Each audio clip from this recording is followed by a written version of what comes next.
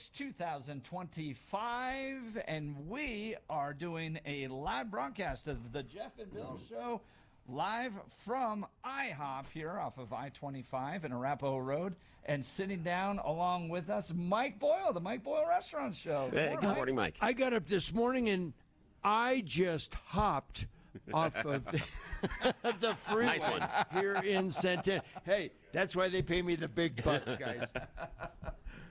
We're getting all set up live here. We're going to do a live broadcast from 6 a.m. to 10 a.m. at the IHOP off of Arapahoe Road and I-25. Head south and head east and then turn south on Clinton, and you can be right here to enjoy some good food. Mike, you helped set this all up, man. You are the restaurant man. Like I said, I'm not sure if people like the show or if they just like the deals. But either way, we're happy to have them listening. Yeah, and speaking of deals today, you come down and join us here at IHOP between 6 and 10. We have some amazing breakfast deals for you. Of course, they've got the regular $6 deal that's going on. Yeah. But Mike has worked out a special deal, $7.10, gets you that big stack of pancakes. And you get your choice of flavors. I mean, we're talking, you want to do it like you did as a kid, chocolate chip. You can add strawberries, that strawberry chocolate chip. There's the tres leche, there's the cinnamon. They've also got strawberry banana. You've got the regular strawberry, the double berry.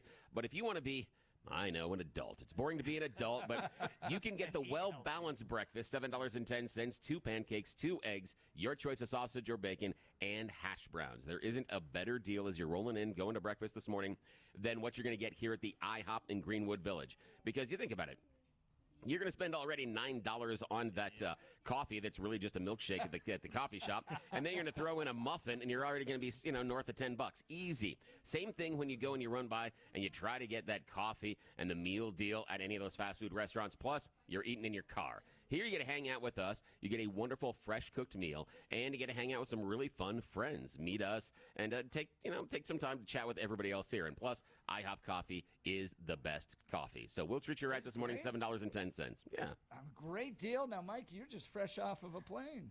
Absolutely. I'm playing hurt today, boys. Yeah, you are. That's not fair. You got sun and all this right now. No fair you have a tan. That's not fair. Took a group of listeners to Mexico. We do it about 3 times a year. Go down, get a little sun, get a little relaxation. Get a little tequila. Absolutely. Get a lot of tequila, and of course you wash it down with a couple of cold cervezas. Yes. But at any rate, didn't get home last night until about midnight. So that early alarm morning. went off pretty early today at 4:45. You guys are tougher than nails. I couldn't do this. I don't like the idea. I'm seeing this on because you can join us in the YouTubes, the Run Bulls, and stuff like that, and see us in the video. Mike's there with a tan. I know. Yeah, and I look like I'm in the middle of chemo because I'm so pale. It's not fair. So we're going to be broadcasting all 4 hours live here. You can swing by, watch the entire show, see what a radio production looks like. Yeah. We got cameras, we got radio boards, microphones, all that. We're going to be talking to folks coming by, or just swing by, say hi briefly for a second. But we've got some elected officials coming by. We got some ladies that want to be new chairmen of the Colorado Republican Party. Darcy Showing, Britta Horn. They're going to be swinging by later in the show. So all of this coming up. It's going to be an absolutely fantastic show. You're not going to want to miss it. But come by, hang out with us. What a great way to start your Wednesday. Another great way to start your Wednesday, Blake Olson, News. Blake Olson. Blake Olson, News and Comment. All right, thanks a lot, Jeff and Billy and Mike at the IHOP, one of the great IHOPs in the country down there. Beautiful. There's some good views, too. 29 and clear in Denver, expecting a high of 48 today. The 7-10 5-day forecast coming up. Our top story, the House has passed the GOP's budget resolution. Tuesday's vote, 217 to 215, with just one Republican voting against the bill. A handful of other soft Republicans expressed concern with the bill's spending cuts and how it will affect social programs. The Senate has already adopted a different budget resolution focused more on border security and defense. Both chambers will have to agree on one version of the bill in order to move it ahead to 47's desk.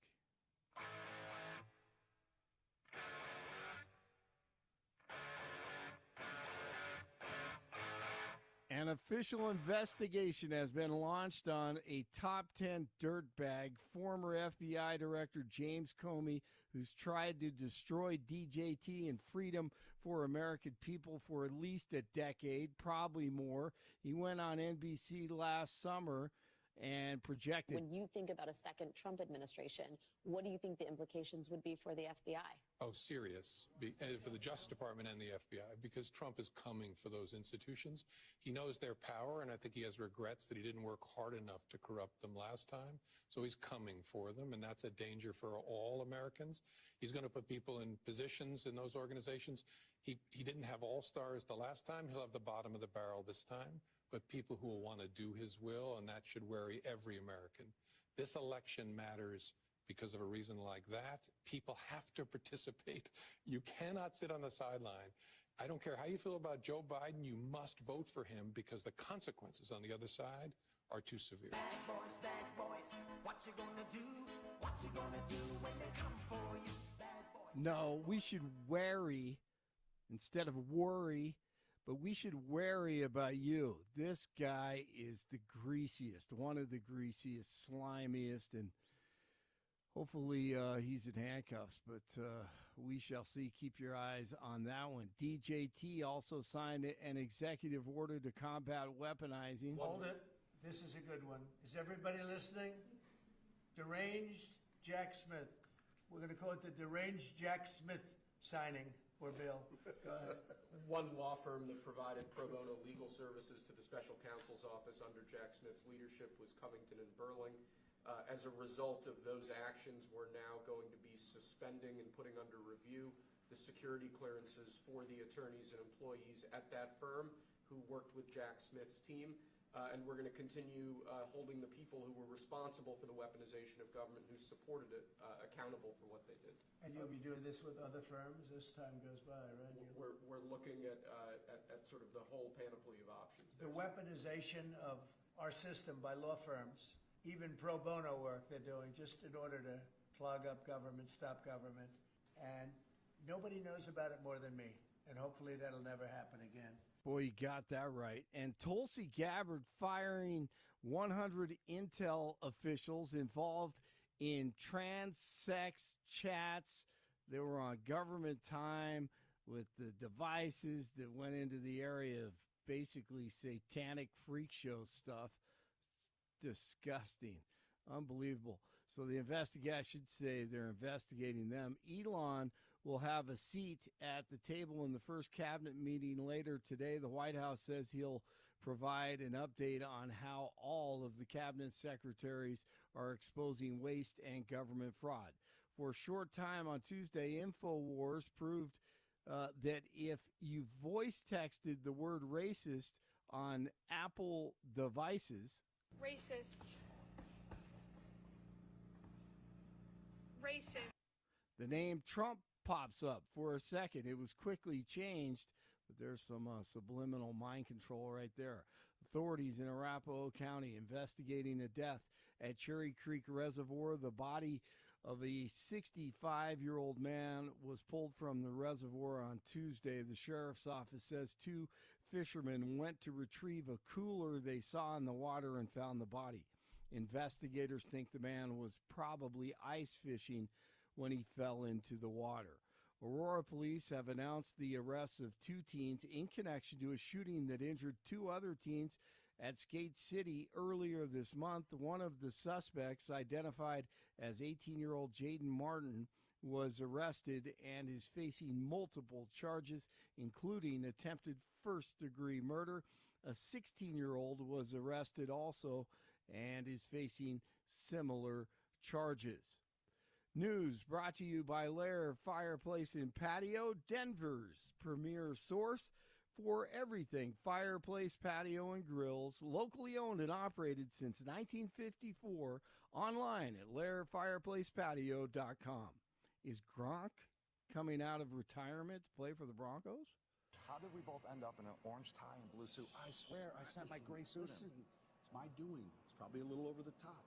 I got a job at the Broncos for you. No training camp. You're 8 touchdowns shy of 100 touchdowns. I think I can get you that. And might be able to talk to the Walton Penner family about calling us the Denver Broncos. Guys, we need your pick. Hurry up. Hey, I'm picking the Broncos. No. They need the game picks. Eagles by 7. I've got the Eagles by 10. Kurt, back. Okay, that was at the Super Bowl. Sean Payton and Gronk in a cheesy little skit there pregame. I'm glad I don't watch the pregame show. But, hey, keep an eye on that. It may happen. 27 in Westminster, 28 in Littleton, 29 in Denver. Jeff and Billy continue. We fought through hell together. I'm sorry. That what I was doing had value. Yes, it does have value. At the IHOP, Jeff and Billy and Mike, Blake Olson, News Talk 710 KNUS. 20s. It'll be cooler tomorrow. Highs staying in the 40s, closer to average. 20s tomorrow night. Warming back to the 50s to lower 60s. Dry, sunny Thursday, Friday, and Saturday. Increasingly cloudy Sunday. Meteorologist Don Day in the 710 KNUS Weather Center. Unseasonably mild temperatures again today along the Front Range, but we are going to cool off a bit tomorrow. Temperatures will be able to go well into the 60s today. Breezy southwest winds. Wind shift to the northwest tonight. Lows dropping to the upper 20s. It'll be cooler tomorrow. Highs staying in the 40s, closer to average. 20s tomorrow night. Warming back to the 50s to lower 60s. Dry, sunny Thursday, Friday, and Saturday. Increasingly cloudy Sunday. Meteorologist Don Day in the 710 KNUS Weather Center. Unseasonably mild.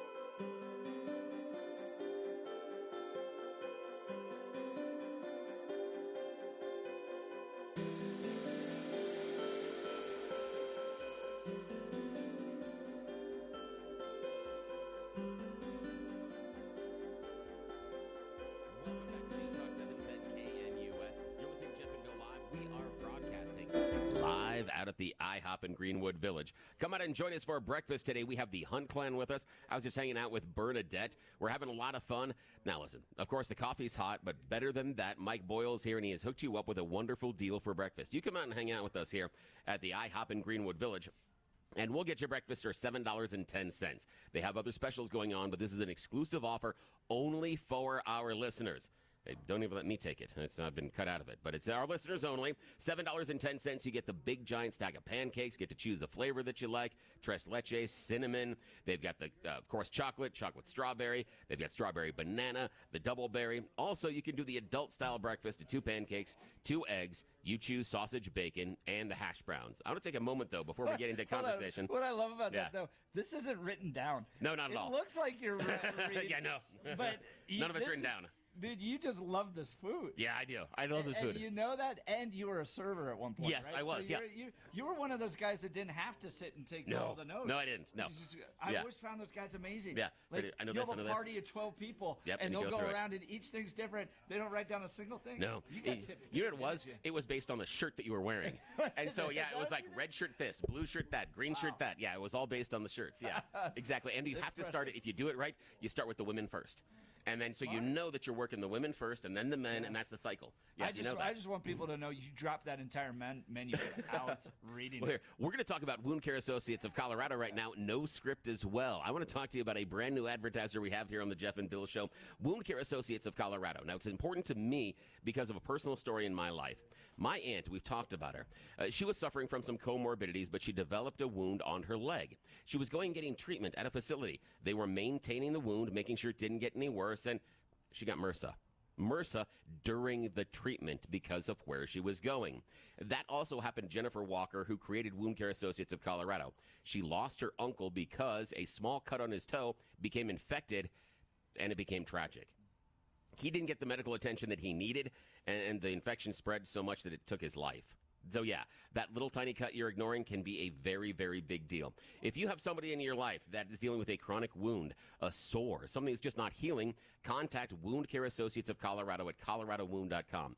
coloradowound.com, because they have changed the game here in Colorado. First, they do it old school. It's that concierge service where their certified nurse wound practitioner comes to your house and treats your wound in the privacy and comfort of your own home. You get the compassionate care that you're desiring, but you get it while you're sitting on the couch or sitting in your favorite recliner, not sitting in a waiting room for a while and then going back to the doctor's room and then having them try to maintain the wound.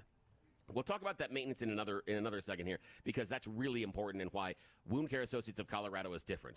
Now, first, they come to your house. It's a private personal appointment, and then they go ahead and put a personal pain treatment plan ahead for you. And then they treat your wound to improve your healing outcomes. That's just a fancy word to say they want to fix the wound, not just maintain it. That's what got my aunt into trouble. They were maintaining the wound, meaning it was still open. So that torn tissue, that torn skin, was exactly the highway, the dirt, germs, the bacteria, the MRSA needed to get access into her system. She spent weeks in the hospital because of this. Not because of the wound, but because of the dirt, germs, and bacteria she was exposed to during the treatment. That doesn't happen with Wound Care Associates of Colorado, because all the treatment happens in the privacy, comfort of your own home. And it's a personalized treatment plan, and they are there to fix the wound, not maintain it. If you're the type of person that takes that electrical tape and puts it over the check engine light in the car, this isn't for you. But if you're someone that wants to fix the problem and is worried about making sure that you don't get, more sick, and you're worried about those negative consequences, contact Wound Care Associates of Colorado today at coloradowound.com. coloradowound.com. And when we reach out to them, tell them you heard about them here on the Jeff and Bill Show, because we sure do appreciate it. coloradowound.com. That's great to hear, Bill. The restaurant's starting to fill up as people are coming into a live broadcast we're doing from Arapahoe and I-25 at the IHOP. You can swing by, say hi, grab some breakfast. We're going to be here till 10 a.m. this morning, so lots of good folks starting to come in and getting their morning Joe and getting going today. Oh, it's wonderful. Yeah, and I told the Hunt family that you said and Mom said it was okay they could order 2 of everything. Yes, that's okay. Yeah, growing boys. Everything. Oh, are they ever? Every time I see them, they're like 6 inches taller. It's ridiculous. And I'm sure there'll be lots of whipped cream and strawberries and all that stuff too. I know. So they're getting breakfast before they head to school. Oh man, tell me about that high metabolism back when you're younger. Oh, I would kill for that right now. Nice. All right, so the Denver Post coming out with this report yesterday. Colorado paid more than $7 million to insurance companies for care to dead Medicaid members. Yeah, audit fines. Yeah. So, at least we had an audit on it. Chalk it up to we need Doge in Colorado, please. The Denver Post reporting Colorado is the latest state found to have paid insurance companies to handle care for Medicaid recipients who had died, according to a new report by the U.S. Department of Health and Human Services Office of the Inspector General.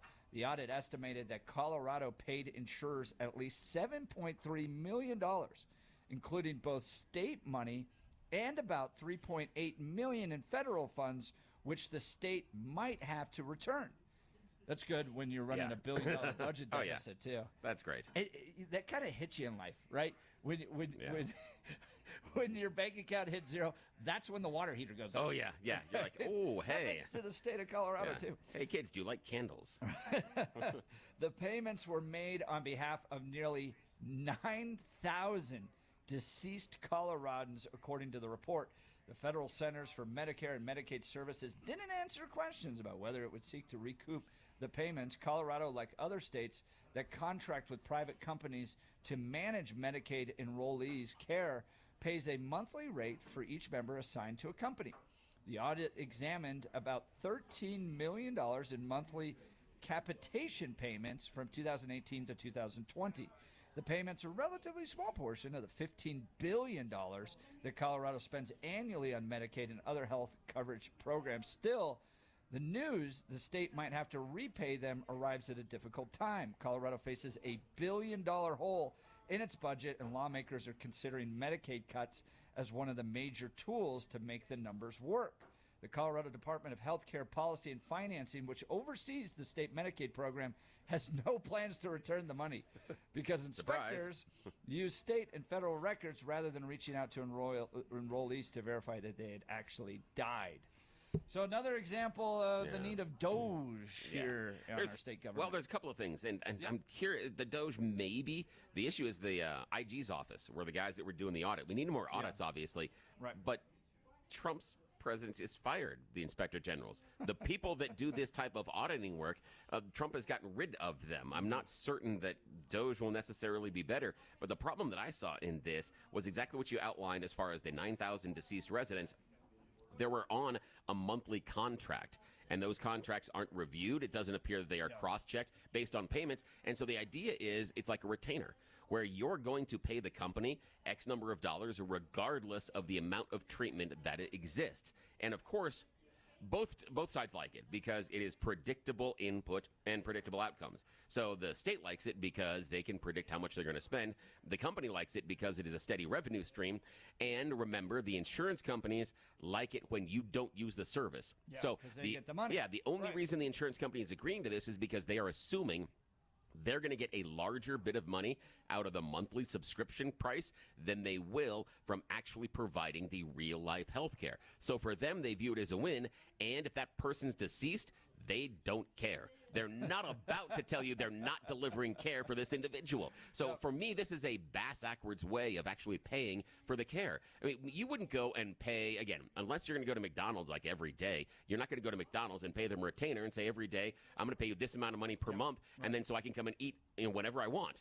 As long as you're not coming every day, McDonald's is going to take that because they're probably going to make more money. Same thing here. The other part is lack of audit. How come there isn't anything inside of the government system that cross-references the death with the payments? Exactly. Yeah. Yes.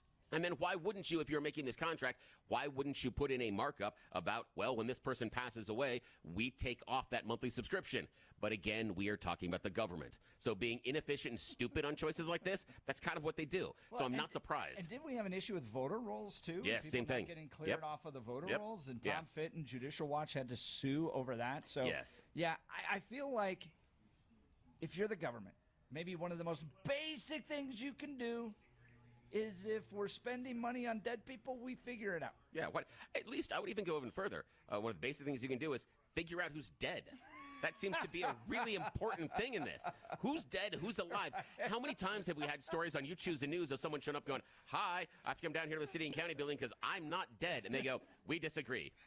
Hang on. I'm standing here in front of you and I have the documents. What? You have a picture of me you took a couple of years ago on a state-issued ID. How come you can't verify this is me? Yeah, if the government itself can't figure out who's dead and who's alive, I got some real big questions. That's Bill, a problem. I think this is something that transcends partisan divide. Yes, does it Right? ever? If there's anything that the power of government should have the ability to do, it's to determine who's alive and who's not. Yeah, exactly. This is just, we should put a pin in this. This is the Jeff and Bill show, definitely against zombies. We are not pro-zombie. That's not what we're into. This is just doesn't work. And I can't figure out, and again, in the meeting, in that whiteboard meeting, when all the people that are making the decisions inside of the Colorado government are deciding how we're going to spend our money, our taxpayer money, as far as providing health care to those people that need it, one of the things that wasn't considered is, who's dead? Nobody raised their hand in the meeting and said, shouldn't we figure out when these people pass away so we don't keep paying for it? The decisions, people. I just don't understand. Well, speaking of Medicaid cuts, we're going to get into this next. Big House reconciliation bill that was passed yesterday. Republicans here in Colorado voting for it, Democrats voting against it. Is it going to make major cuts to Medicaid? Tax cuts? How are they balancing all this out? And my boy, Thomas Massey. He was standing interesting. with the Democrats on this one? Yeah. And the weird thing is, I love the fact that Massey stood on his principles, and there was something that was contained, actually a couple of things that were contained in the Republican bill, outlines of a bill, that I find surprisingly good.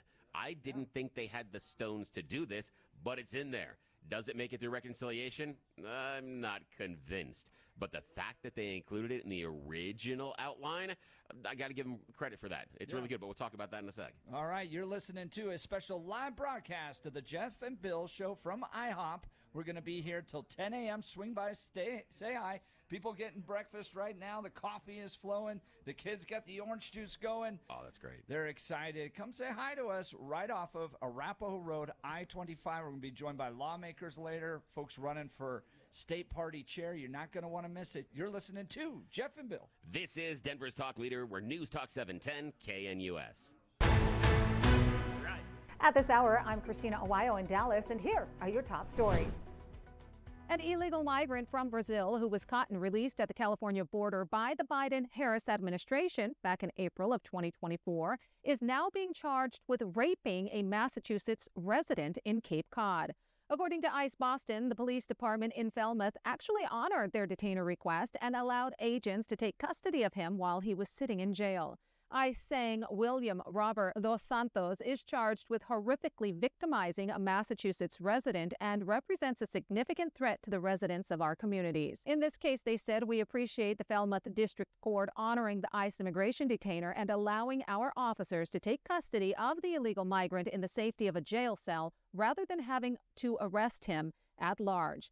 Meanwhile, in Kent County, Michigan, Gilbert Hernandez Mendez, who is an illegal migrant, has been arrested for murder in the shooting death of Norma Ramirez Martinez, the mother of Mendez's girlfriend. The girlfriend and her sister were also seriously injured in the shooting, which happened on Saturday. According to the sheriff's office, Mendez was already deported once, but snuck back across the border. This, as Congressman Jim Jordan talked about the importance of border security during a budget hearing on Capitol Hill. Watch. It takes resources, and the reason we need so many resources to secure the border is because the previous administration screwed everything up so bad. Day one of the Biden administration, they made 3 decisions. No more building the wall, no more remain in Mexico, and when you get here, you will not be detained, you will be released. And when you do that and advertise to the entire planet, those are the new policies, everybody comes. 10 million people came, almost the equivalent of the entire population of the state I get the privilege of representing. And so now to fix that, you got to find resources, you got to find savings, you got to do what we're doing in this legislation. White House Press Secretary Caroline Leavitt was asked about why President Donald Trump decided to fire Air Force General C.Q. Brown Jr. as the chairman of the Joint Chiefs of Staff. Here's what she had to say. He thinks he's doing a bad job. And it's time for a shakeup at the Pentagon. They failed 7 audits in a row. The trust in our United States military amongst the war fighters is low. The president is shaking up the Pentagon and the Department of Defense, of course, with Secretary Hegseth leading, and he has the right to do that. It's actually quite common from administration to administration to do so. A scary situation in Chicago when a jet entered the runway without authorization and was traveling directly in the path of a plane that was landing. The quick-thinking pilots of the Southwest plane saw the jet, pulled up and circled around, avoiding what could have been a catastrophic crash. That's what you need to know at this hour. In Dallas, Christina Awayo, Salem News Channel.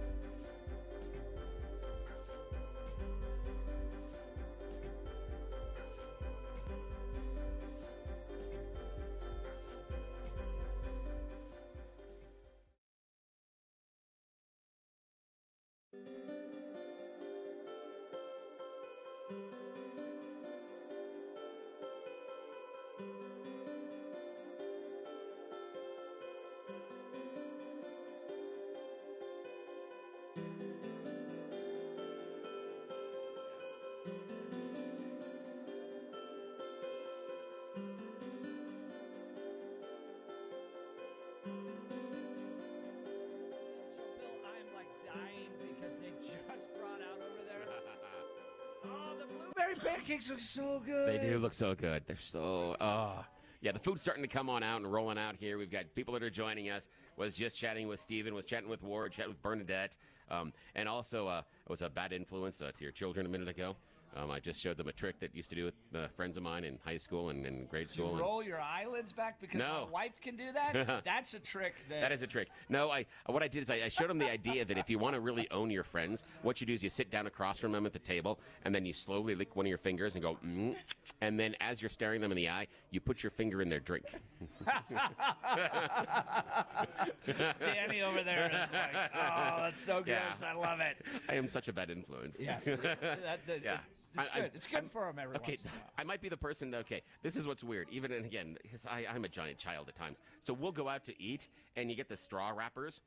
My kids and I, you'll save those, and part of the way through the meal, the idea is, can you throw the wrapper into the other person's drink? So we'll be throwing the stuff across the table. You are a lot of fun. I bet your kids I'm a mess.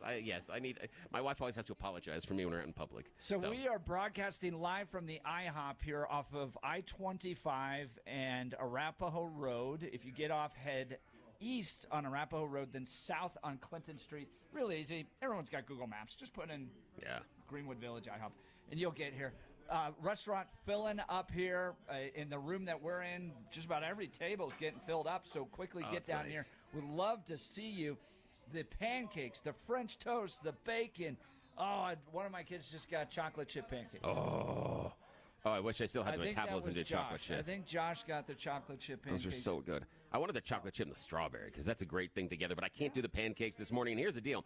We're doing a $7.10 special. You come out here at Greenwood Village IHOP with us. $7.10 gets you the big stack of pancakes, just like Josh did. You got the chocolate chip. You got the berry. You've got strawberry chocolate. You've got tres leche. You got cinnamon. We've also got the family-style breakfast as well. $7.10, 2 pancakes, 2 eggs, your choice of sausage, bacon, or and then addition hash browns. So hash browns on there as well. It's a better deal than anywhere else you're going to find inside of Denver this morning during your commute. So yeah, come on down, spend the breakfast with us, get the great IHOP coffee, and have a little fun. You can spend 5 minutes, 10 minutes, have an entire breakfast with us, spend all the way through the whole show. But yeah, we'd love to see you. So we were talking about a Denver Post headline came out yesterday. Colorado paid more than $7 million to insurance companies for care to dead Medicaid members in audit fines. Rob in Tennessee going, if this is an example of the good job the now fired auditors were doing, maybe they deserve to be fired. That's a good point.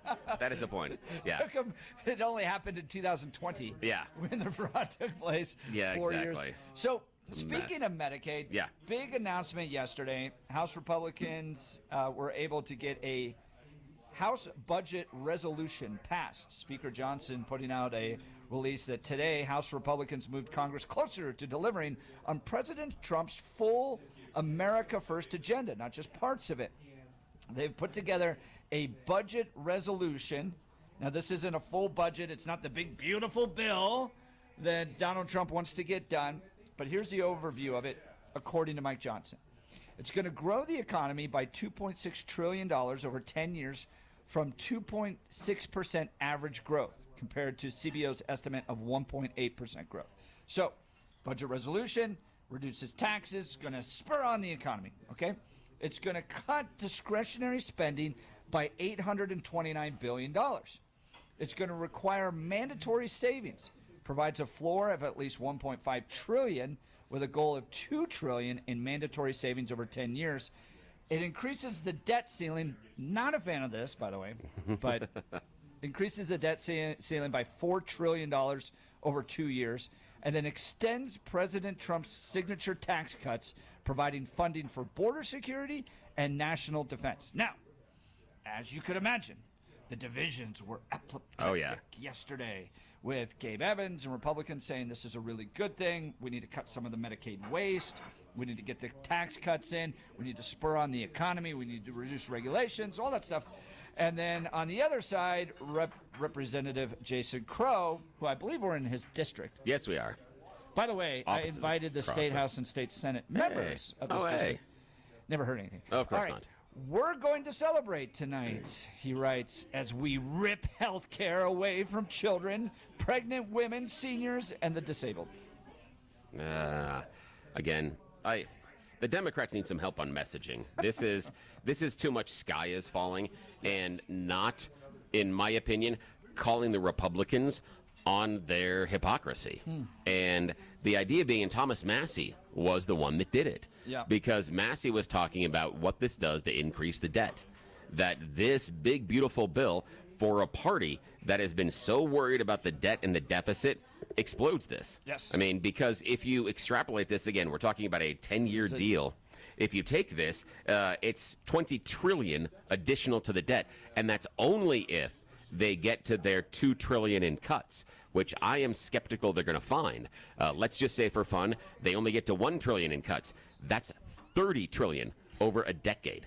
$30 trillion possible increased in the debt from the party that has the Doge guy that said America's debt out of control and we're about to go bankrupt. So the part that I've got is, how come we have this massive increase in the debt if these tax cuts are going to increase revenue and provide growth in the economy?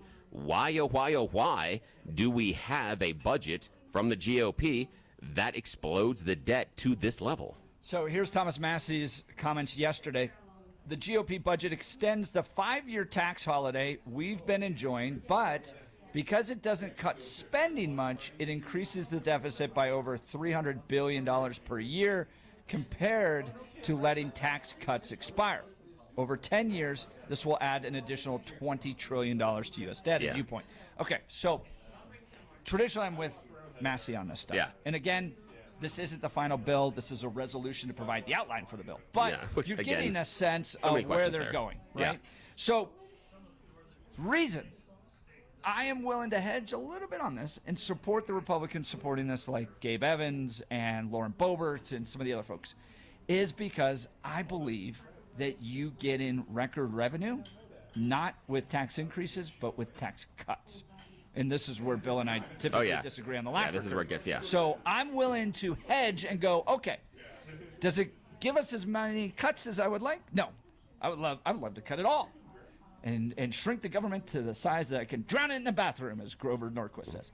But because it does provide some of those tax cuts, and I think you spur on the economy and you actually get more tax revenue in when the economy's healthy, I'd be willing to support it. Yeah, the problem is that the way that the previous tax cuts, the Trump tax cuts, and again, this is an extension. This isn't necessarily providing new tax cuts per se. So the idea of revenue growth, I disagree with, because the taxes aren't necessarily being lowered. They're being maintained. So you would assume revenue levels that are roughly static. The other problem... But you have to assume that the economy's not improving. But again, we're assuming, but why are we assuming the economy is going to be improving based on the tax cuts being static? Because if tax cuts are going to raise revenue and allow people to spend more, we don't have tax cuts necessarily in here. So these are static. It's not new cuts. And that's the problem. The new cuts last time went to people that didn't share the wealth. They didn't start businesses. They didn't,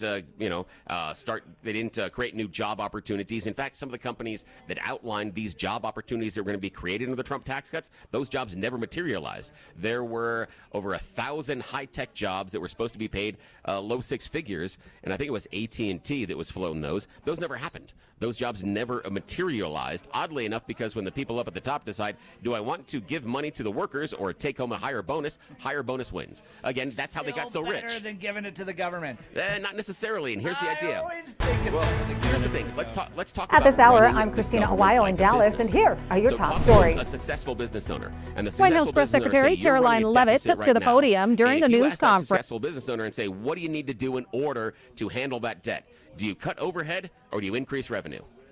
Every single business owner worth their salt is going to say increase revenue.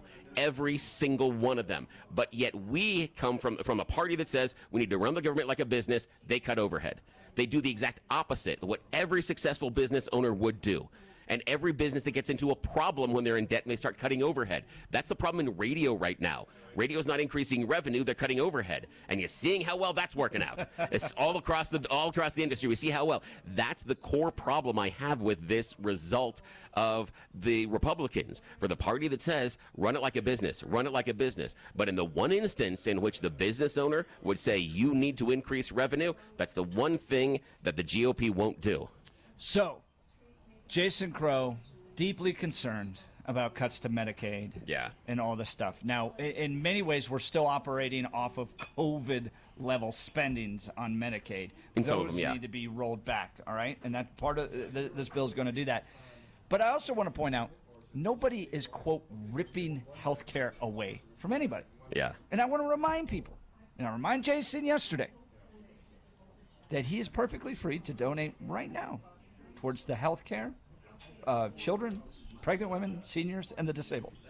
No Republican is banning that. No Republican is telling Jason Crow that he can't support these folks. And then I offered him to please post any receipts of his commitment, his personal commitment to providing the health care. Because if the sky is falling, Bill, to your point, the sky is falling. Orphans, widows, old people are going to all lose their Medicaid. Oh, yeah. Jason Crow makes $160,000 a year. Oh, yeah. Yeah. In his deep, passionate commitment to caring for these people. Yep. Well, He could write the check. The other thing is, he could take some of those stock dividends. Like I said, I don't know how everybody in Congress. I don't know what the meeting is. I know. How do you go to Congress on $150,000 a year salary and end up worth $4 million? Yeah, and all of a sudden be able to be better day traders than most professionals. Why don't we have that class, whatever they give to the incoming freshman Congress people, why don't we put that into schools? Businesses could make tons of money. And this is the problem, is I saw some of the other liberals out there, and they did the whole, ripping the Medicaid away, oh my gosh, this is about child care. No, that's bad. I understand the emotional argument there, but you're wrong.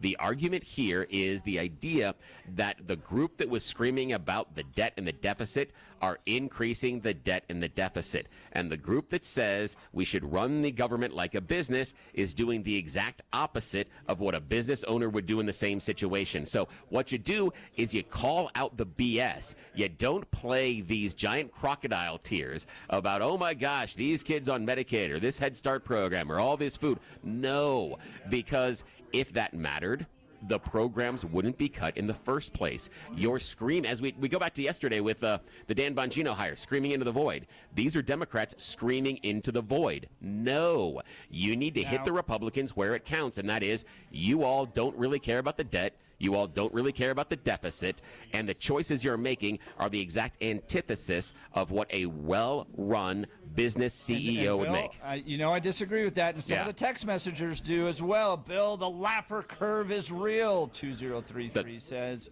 The Laffer curve works in a small window. 7586. Stock buybacks create billionaires, and billionaires are job creators. No. Because those billionaires didn't create the jobs last time. We have direct proof of this. They didn't create the jobs last time. The jobs that were promised weren't created. The billionaires got all the tax cuts. Where are all the jobs? Didn't they just cut jobs? Didn't Mark Zuckerberg, the evil guy that supposedly helped Joe Biden steal the 2020 election with his Zuckerbucks? Didn't Mark Zuckerberg just cut 5% of the Facebook staff? Starbucks 1,000 employees. Yeah, but see, 5,000, 5% of the Facebook staff. Okay, Zuckerberg's a billionaire. He could afford to still employ those people, but he decided not to. You know what he did 48 hours later? He sent out an email. No, what he did, he did water ski, but what he did 48 hours later is he announced a brand new bonus program for their C-suite executives. And the bonus program allows the executives to get 200% of their salary. It doesn't bother me. It doesn't bother. Cut 5%. I'm happy to have those guys have the money because at least it's not in the government's hands. All right, we got to get to you. Choose the news. Billy and I having a live debate right here at IHOP. You can come join the conversation. We're at IHOP off of I-25 and Arapahoe Road.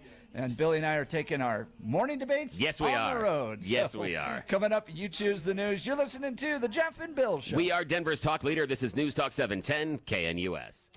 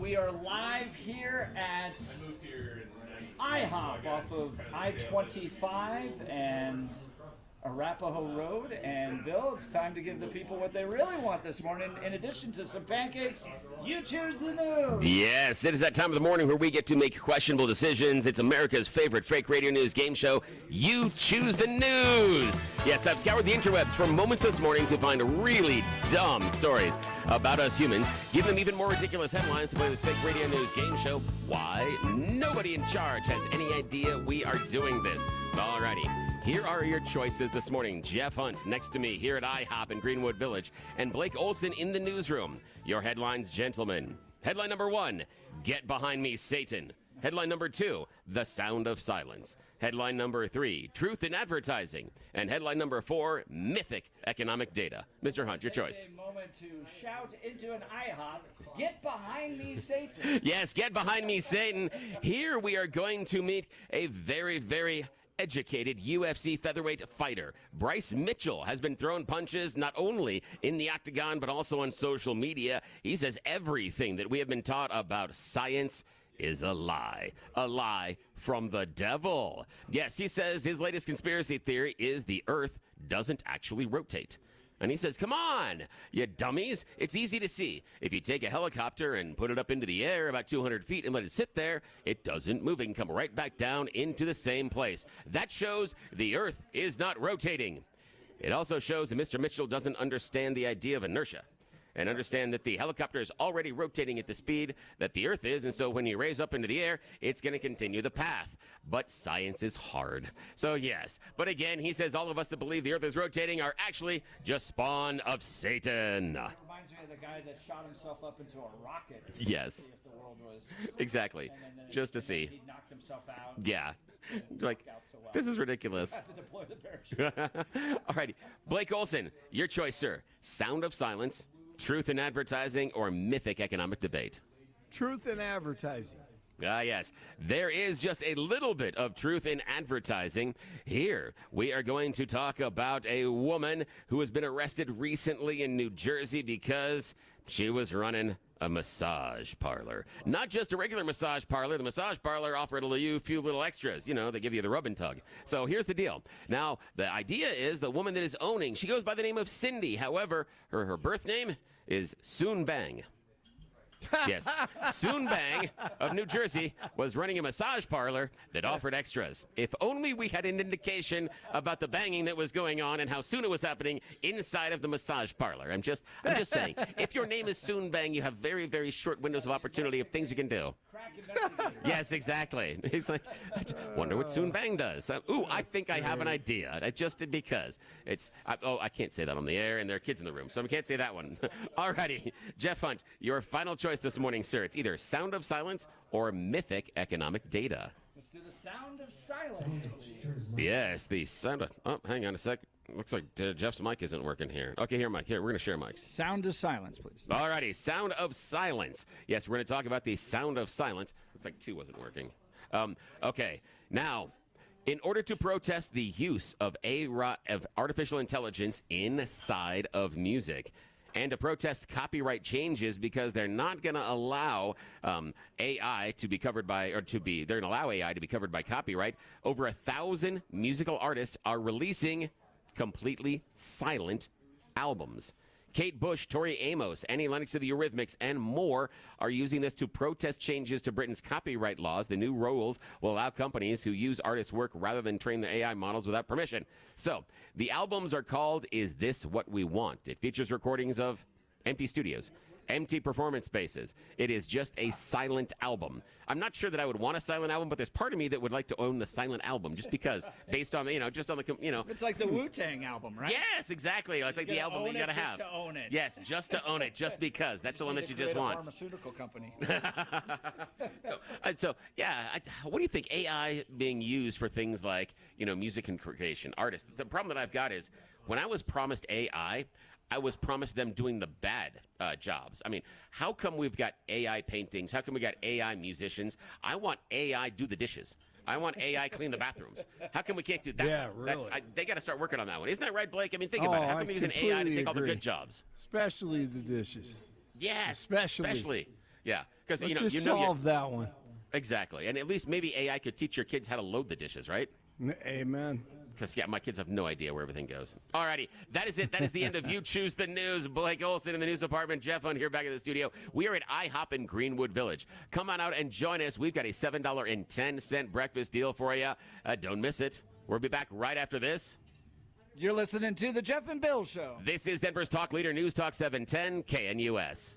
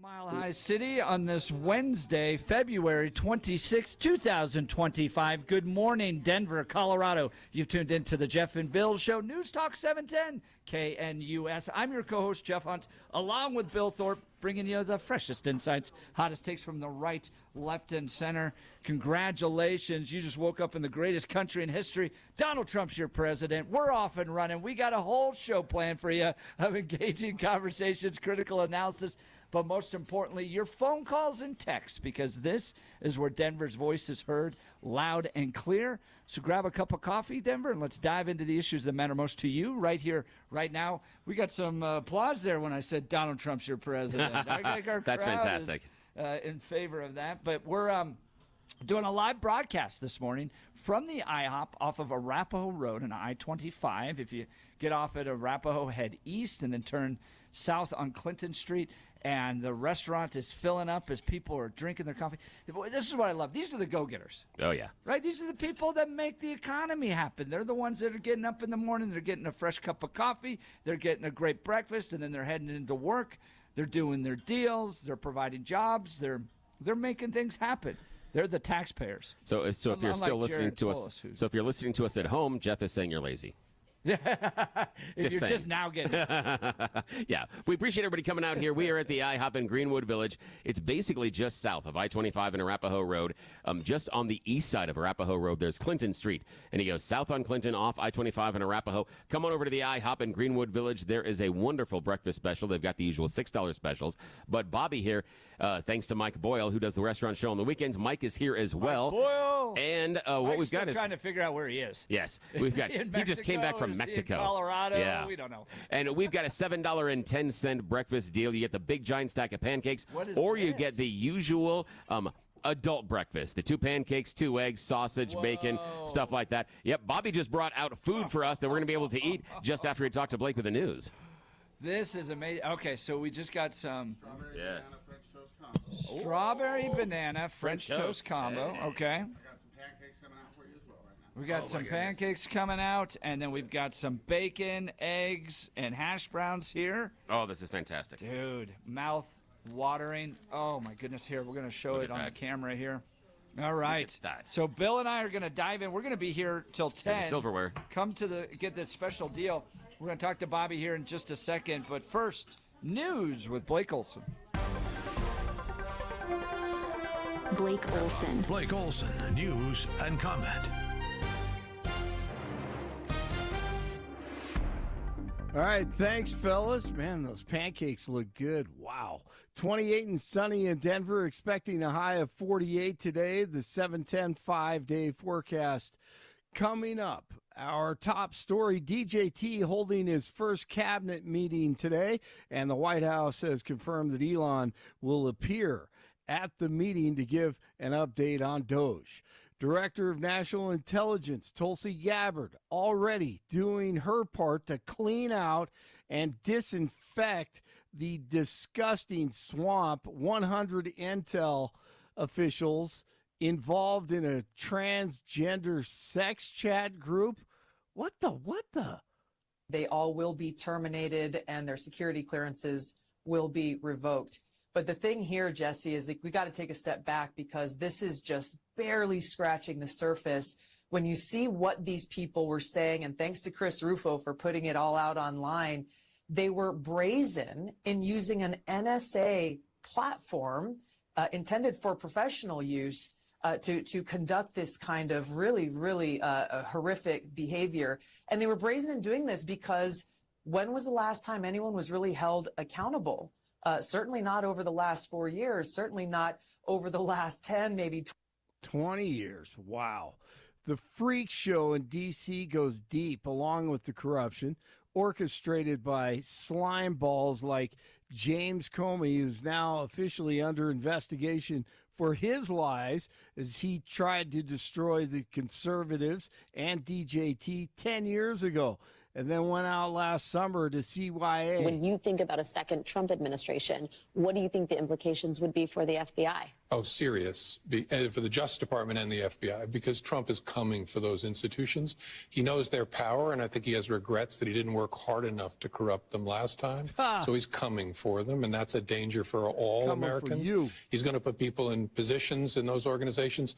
He didn't have all-stars the last time. He'll have the bottom of the barrel this time, but people who will want to do his will, and that should worry every American.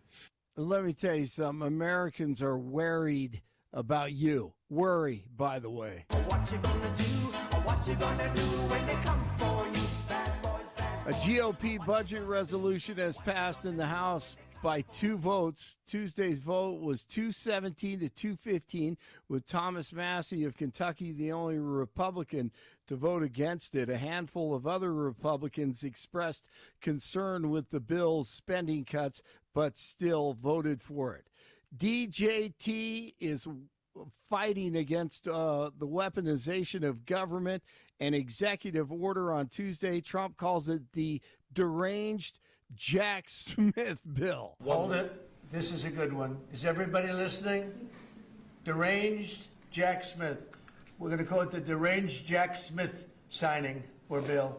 Go ahead. One law firm that provided pro bono legal services to the special counsel's office under Jack Smith's leadership was Covington and Burling. As a result of those actions, we're now going to be suspending and putting under review the security clearances for the attorneys and employees at that firm who worked with Jack Smith's team. And we're going to continue holding the people who were responsible for the weaponization of government, who supported it, accountable for what they did. And you'll be doing this with other firms as time goes by, right? We're looking at sort of the whole panoply of options. The weaponization of our system by law firms, even pro bono work they're doing just in order to clog up government, stop government. And nobody knows about it more than me. And hopefully that'll never happen again. Man, amen to that. RTD train and bus operators want a pay increase. About 50 operators marched through the lower downtown area last night on their way to an RTD board meeting. They held signs with slogans calling on the board to value skilled workers and a pay wage high enough to let them afford to live where they work. Authorities in Arapahoe County investigating a death at Cherry Creek Reservoir. The body of a 65-year-old man was pulled from the res, and that was on Tuesday. The sheriff's office said that 2 fishermen went to retrieve a cooler they saw in the water and found the body. Investigators think the man was probably ice fishing when he fell into the water. News brought to you by Lair Fireplace and Patio, Denver's premier source for everything fireplace, patio, and grills. Locally owned and operated since 1954. Online at lairfireplacepatio.com. Is Gronk coming out of retirement to play for the Broncos? How did we both end up in an orange tie and blue suit? I swear I sent my gray suit in. Listen, it's my doing. It's probably a little over the top. I got a job at the Broncos for you. No training camp. You're 8 touchdowns shy of 100 touchdowns. I think I can get you that. And might be able to talk to the Walton Penner family about calling us the Denver Broncos. Guys, we need your pick. Hurry up. Hey, I'm picking the Broncos. No. They need the game picks. Eagles by 7.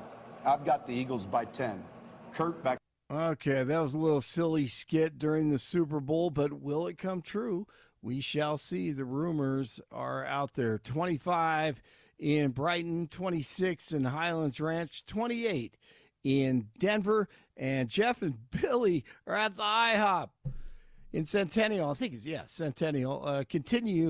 They continue coming up right now, and they are eating those pancakes and enjoying them. Seeing it with our eyes, and many people have seen it, you can smell, can feel the toxicity, frankly, of the environment. You can feel the energy. Yeah, so go down there and see them. Blake Olson, News Talk, 710 KNUS. Temperatures again today along the Front Range, but we are going to cool off a bit tomorrow. Temperatures will be able to go well into the 60s today. Breezy southwest winds. Wind shift to the northwest tonight.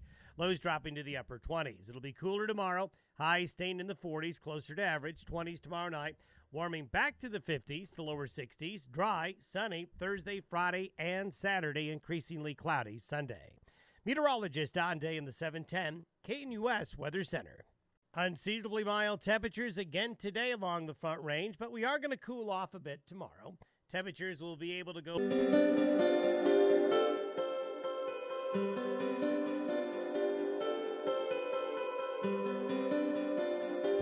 broadcasting live here from the IHOP off of Arapahoe Road in the I-25 building. Yeah, I'm If you can see what they just brought. Those are very We've got good. French toast. We've got blueberry Yeah. pancakes. We've got eggs and bacon and hash browns. So good. And, dude, what is that? This strawberry pancakes. I don't even have syrup, and I'm just going through this thing. I don't care. There's enough strawberry things on it. I'm showing the camera. That's fantastic. This is ridiculous, and it's like right here. There's a strawberry This right is here. so good. Yeah. Well, and Yum. as I was talking to Bill Oh, so yesterday good. about this, I had to swing by and drop off some food for my son one time, and he was in between practices. He's a multi-sport Oh, so athlete. good. He's like, Dad, can you just grab me a Big Mac and a small fry? Yeah. So I swung by, grabbed that, dropped it off. $9. $9 for a Big Mac and a small fry. That's ridiculous. Crazy, That is right? crazy. What do we have here? $7.10, and you get this big stack of pancakes right here. It's like the size of my head. And so that's the idea. And I got a big fat head. So that's $7.10 for the big stack of pancakes. Or we'll hook you up here, thanks to Bobby and the rest of the gang at IHOP. 2 pancakes, 2 eggs, you choice of sausage or bacon, and the hash browns. They brought us the eggs. We got some bacon here. I've been going at the hash browns already. Oh, is that a stack of blueberry? There's blueberry pancakes. I can't do 2 stack. I can't. I'm going to have the diabetes. That's not good. This is not good. Oh, my God. What was his name? What was that actor? Yeah, I don't remember it. Yeah. But, and you've gone halfway through the French toast. Oh, that's strawberry French toast. So Look at the size of that French toast. Sitting down with us is Bobby Hancock. He's the director of operations for 8 IHOP restaurants here in the Denver metro area. Bobby, so here's what I got to tell. Yeah. Restaurants clean. Oh, restaurants, yeah. Staff, nice. Oh, they're wonderful. Kind, responsive. Food, delicious, warm, Warm, fresh. it's so good. Dude, you guys are doing a great job, Bobby. Yeah. This is absolutely fantastic. Get real close to the microphone so we can hear you. All right, well, thank you very much. Wow. And those pancakes over there, that's the Yeah. strawberry cheesecake pancakes. No. Yeah. Oh, I like them even more now. And you told me these were sugar-free, right? That's just for you. Okay, I thought so. Yeah, just for me. Yes. Oh, they're so good. And that makes sense because there's a That's creaminess not inside of them. sugar-free. No, not at all. There's no way. Did you say that was sugar? That's no way. No, there's no way. No. I want him to eat more. Just for me, yeah. Man, you guys are like mad No, there's no way. scientists. No, there's no way. But that's okay. It's as long as I believe it's true. I believe it's sugar-free. So, Bobby, you brought this out. The folks here at 710 KNUS, we've got listeners. This backspace totally packed. People having a great time enjoying the food. Lots of smiles. Look at these smiles right there. People having a great time. Tell us about this partnership, bringing a KNUS out here doing a live broadcast. You know, I met Mike one day. He came in and talked to my general manager, Bianca, and then I get a phone call. And Mike came down, sat down with me and one of the owners, and we just put this together. I honestly didn't think we'd get this many great people in here, so thank you all for coming out for this show. And I do enjoy seeing it. It's a great turnout, and I've been listening to your guys' show ever since we signed up with this. I apologize for that. Yeah, I'm so sorry. Thank you for It's mostly sticking my with us fault. through that. Yeah, I almost wrecked a couple times, but that's okay. That's got to be me. Yeah, that's my fault. So how long have you been with IHOP? You know, I've been with this franchisee group since 2017. The early 2000s, I was with IHOP for about 5 years. Okay. Why this franchise group? Why IHOP? Why devote your career to this restaurant? So IHOP as a brand does a lot of great things for the community. Next month, we started the month of giving, where we collect donations from people to give out to different societies throughout the United States, Shiners, different places looking for money. We give out free pancakes on the 4th, free short stacks, hoping people would donate for that cause. So the fact that IHOP always gives back to so much of the community is one thing that makes me proud to work for them. That's great. Let's talk about the food. All right, this is quality food. Mhm. Now, Billy and I are on different political spectrums oftentimes, but what I've often noticed about the MAHA movement, the Make America Healthy Again, is what they're looking for is not, the type of restrictions like you got to only eat a cracker and drink water all the time, but quality ingredients, getting back to good food, nothing, getting rid of all the processed stuff all the time that's making America unhealthy. IHOP, this food here, this is quality food. Talk to us about that. Yeah, we got rid of high fructose syrup in our whole brand to be more healthy. IHOP refocused on the quality of the food. That French toast you're eating there, it's nice and thick. Our biscuits, our new Benedict promotions, our omelets are nice and healthy. Well, they're not healthy, let me say, but they are. The ingredients are great, and that is one reason I do like to work for this brand as well. Our ingredients, we don't chintz on the cost on them. Oh, the stuff is absolutely wonderful. Now, you're listening to Bobby Hancock, regional manager here at the IHOP. He takes over. Director of Operations. Director of Operations. Thank you so much. I didn't write that whole down. I got to go over here. Assistant Alrighty. to the regional manager. Ah, there we go. Now, when you He's the actual dude. now, Bobby, what I want to ask is, what's the thing about working with IHOP day in, day out that makes you happy? What's the thing that you love about coming to work and being part of the IHOP team every day? You know, a lot of people will have IHOP memories where they really enjoyed, going out with their families. Yeah. I get to personally see that every day. I get to see people like who's sitting here that have smiles on their faces, who are enjoying a good meal, good atmosphere. And, hopefully we're building memories for people, serving out those smiles and, bringing more joy to everybody as they eat with us. Now, we were talking yesterday before we came out here at the IHOP in Greenwood Village about some of those memories back in high school and college. How, you'd go out late nights. And because IHOP was open 24/7, you'd come in here with your friends and you'd hang out and you'd get like a plate of fries and then hang and just drain the coffee for a couple of hours. And there's a lot of our listeners have spent mornings in which they probably should have been going home, hanging out in an IHOP booth.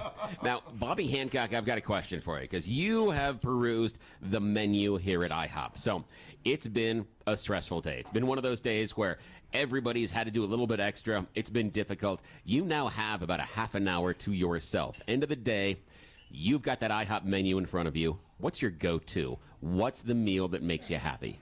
I'm going with our steak tips. You can get that. Why? Yeah, you can either get it as a breakfast or a dinner. So steak tips. Yeah, and it's got a sweet marinade. They're tender. They're delicious. It's served with onions and mushrooms. You can't go wrong with them morning, noon, or night. Wow, steak tips. Okay, I'm going to have to try those. That's fantastic. Now, on the breakfast menu, what is your favorite item for breakfast? What do you like? The chicken fajita omelet. It's really why? good. What about the chicken fajita omelet? What does it? What's good about It's just that? the mixture of we put sour cream on there, the cheese, the chicken, the strips of chicken, and the peppers that are in there. It just all comes together great, and I top it with salsa myself. Ooh. Now, talking to Bobby Hancock, Director of Operations for IHOP, here on the Jeff and Bill Show. One of the things I noticed was the teamwork that you had. I've spent hours and hours and hours working in food service and catering. And what is it, the approach that IHOP has to create team members that seem valued? Because, okay, I'm not going to bring it on the air, but I heard conversations off air with you and the team members. I heard conversations between themselves. I saw them working together. What is it that you do in order to engender that teamwork attitude inside of IHOP? Because I've been in restaurants, I've been in houses where it's just, you're just here to get a paycheck, get out of the way. What does IHOP do differently? Well, what we do is we make sure that we hold everybody accountable to help out with the team, make sure that guest gets the quality service that they deserve by joining us. If they're not and we give them that training. We spend a lot of time on training or retraining. Honestly, we never stop training, and that's probably where it comes from. Very cool. We're talking to Bobby Hancock, Director of Operations here at the IHOP off of Arapahoe Road and I-25. Now, this IHOP's been around here for a while. Quite a long time. Yeah, because I went to Creek. Okay. And this is where we came to do late night studies. Nice. And that was Sure you did. 25 years ago. Yeah, sure you were studying. So like that. This IHOP's been here for a while. Right, yeah. I'm not sure when it was actually built, but for my group, for my owner, this is his first one. Oh. Yeah, and it also has This is the first one out of 8 that he now owns. Absolutely. Wow. It's a great location because you drive by I-25, and it's just that little reminder of fresh hot pancakes. Yes. and that view we have from this location is the best we have at any store. Oh, the view's amazing. It is beautiful. Right there at the front range. Okay, so you guys have got 8 restaurants. Tell us about the other ones.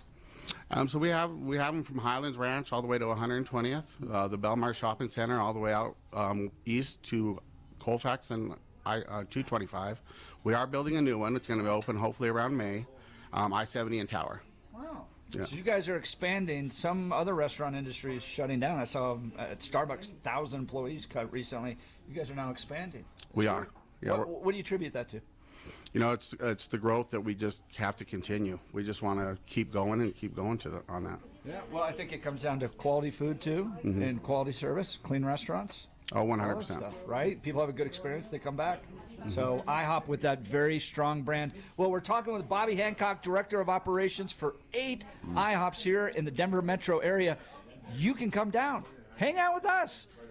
listen to the show. We're going to be here till 10. We're going to have some elected officials coming by. We got some ladies seeking to become chairwoman of the Colorado Republican Party. That's Darcy Showing and Britta Horn are going to be here in just a little bit as well. You can enjoy the food. You can meet Bobby. You can see the restaurant.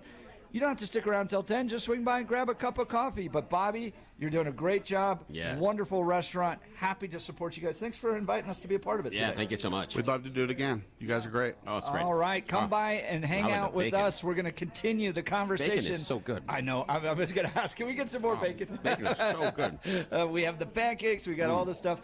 The bacon's We're going right, to too. continue a live broadcast. You're listening to the Jeff and Bill Oh, Show. jeez, I just got a mouthful of pancakes. Okay. This is Denver's Talk Leader, News Talk 710 KNUS. Thanks, guys. Good job.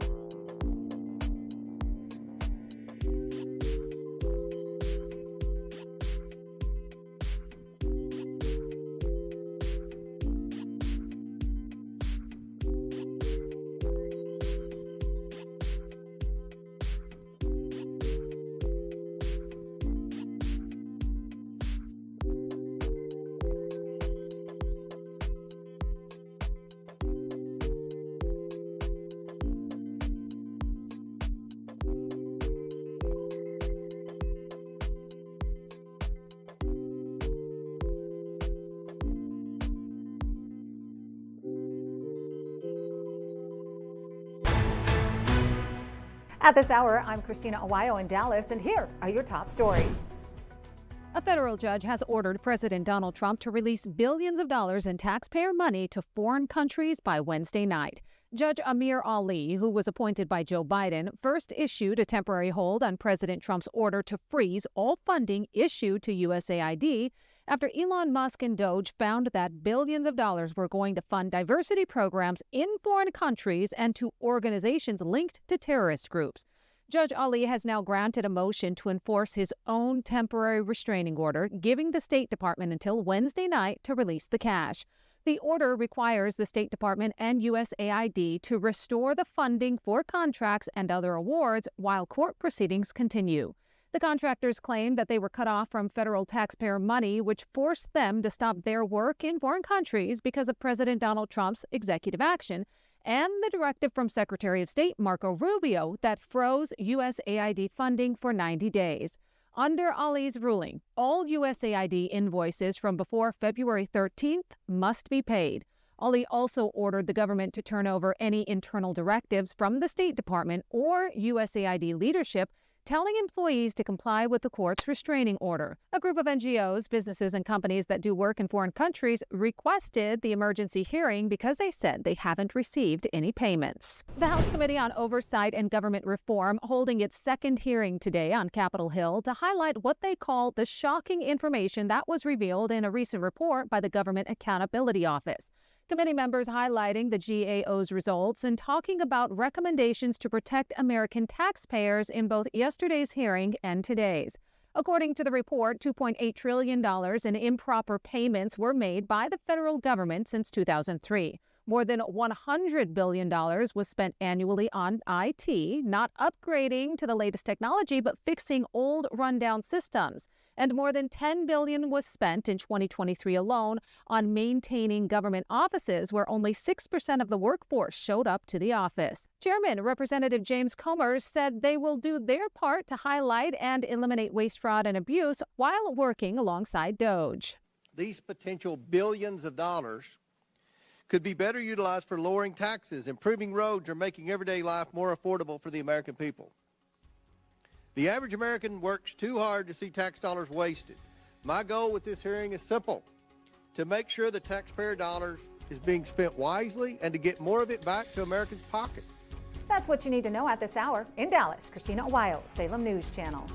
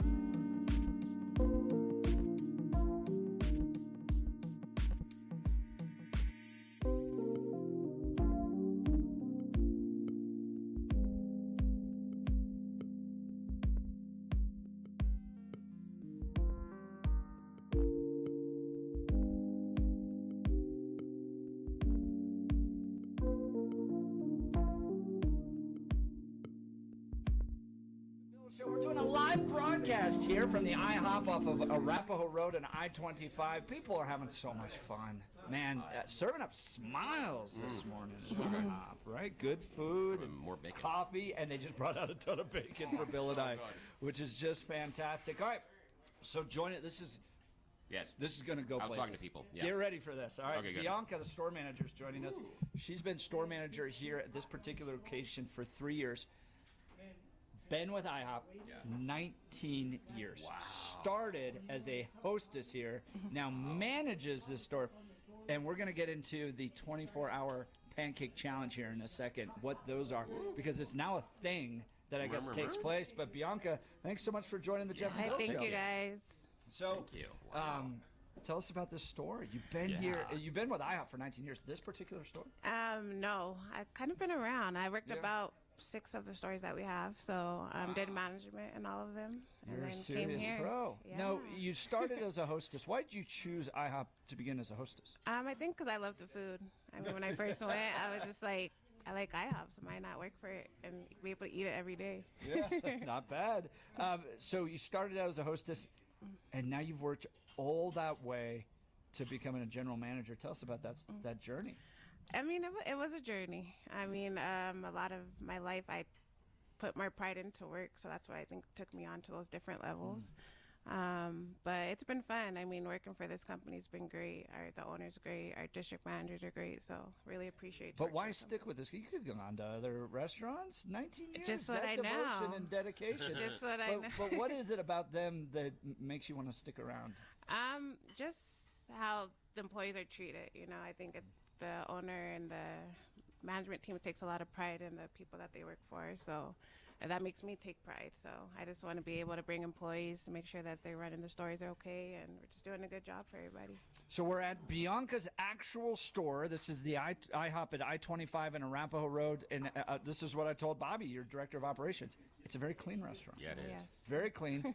Everybody here, very kind. Your staff, all smiles, happy to serve, happy to help. Food, fresh, great, delicious. Doesn't cost a ton of money either. So tell me how you pull that all together. Like, how do you keep that devotion to quality? I think part of how I look at it is how I would want to be treated, you know. So when I first started at IHOP, I seen the negatives and the positive of how a restaurant can be run. And I always told myself once I got a restaurant that I was going to try to improve and do some things that I could make it better. So a lot of my employees I've worked with for some years, so they kind of know how I work. But I'm really big on like customer service, making sure a clean restaurant, just making sure the quality of the food is good and that my employees are happy because they're the ones that help me at the end of the day. So Yeah, I got to tell you a story this morning. Now, Bianca wasn't here. Well, she was in the back doing some other stuff, but I showed up here. It's dark. No one else really is here. They're operating 24 hours. We're setting up for the remote this morning. And there's an employee that sees me pull up outside. They have no idea who I am, and that's good. But as I'm walking in, they came and met me, not at the second, foyer door, at the front door. They came out like, hey, how you doing? Hey, come on in and look at this. Said, you here for the radio show? We're doing this, and come on over here. It was as if you were showing up and you were coming to your friend's house, and it was so nice. It was this extra step, and it was where it wasn't that the employee was right near the front doors. They saw me pull up, and they walked halfway through the restaurant to find me at the front door and then to welcome me. That is something that is special. That's a team member that you've actually done the right job with. Now, Bianca, tell me this. I want to know, when you were working as a hostess, what's the funniest or most unusual story you have from your time being a hostess? What was weird that just kind of sticks in your mind? Let's see. It's so long ago.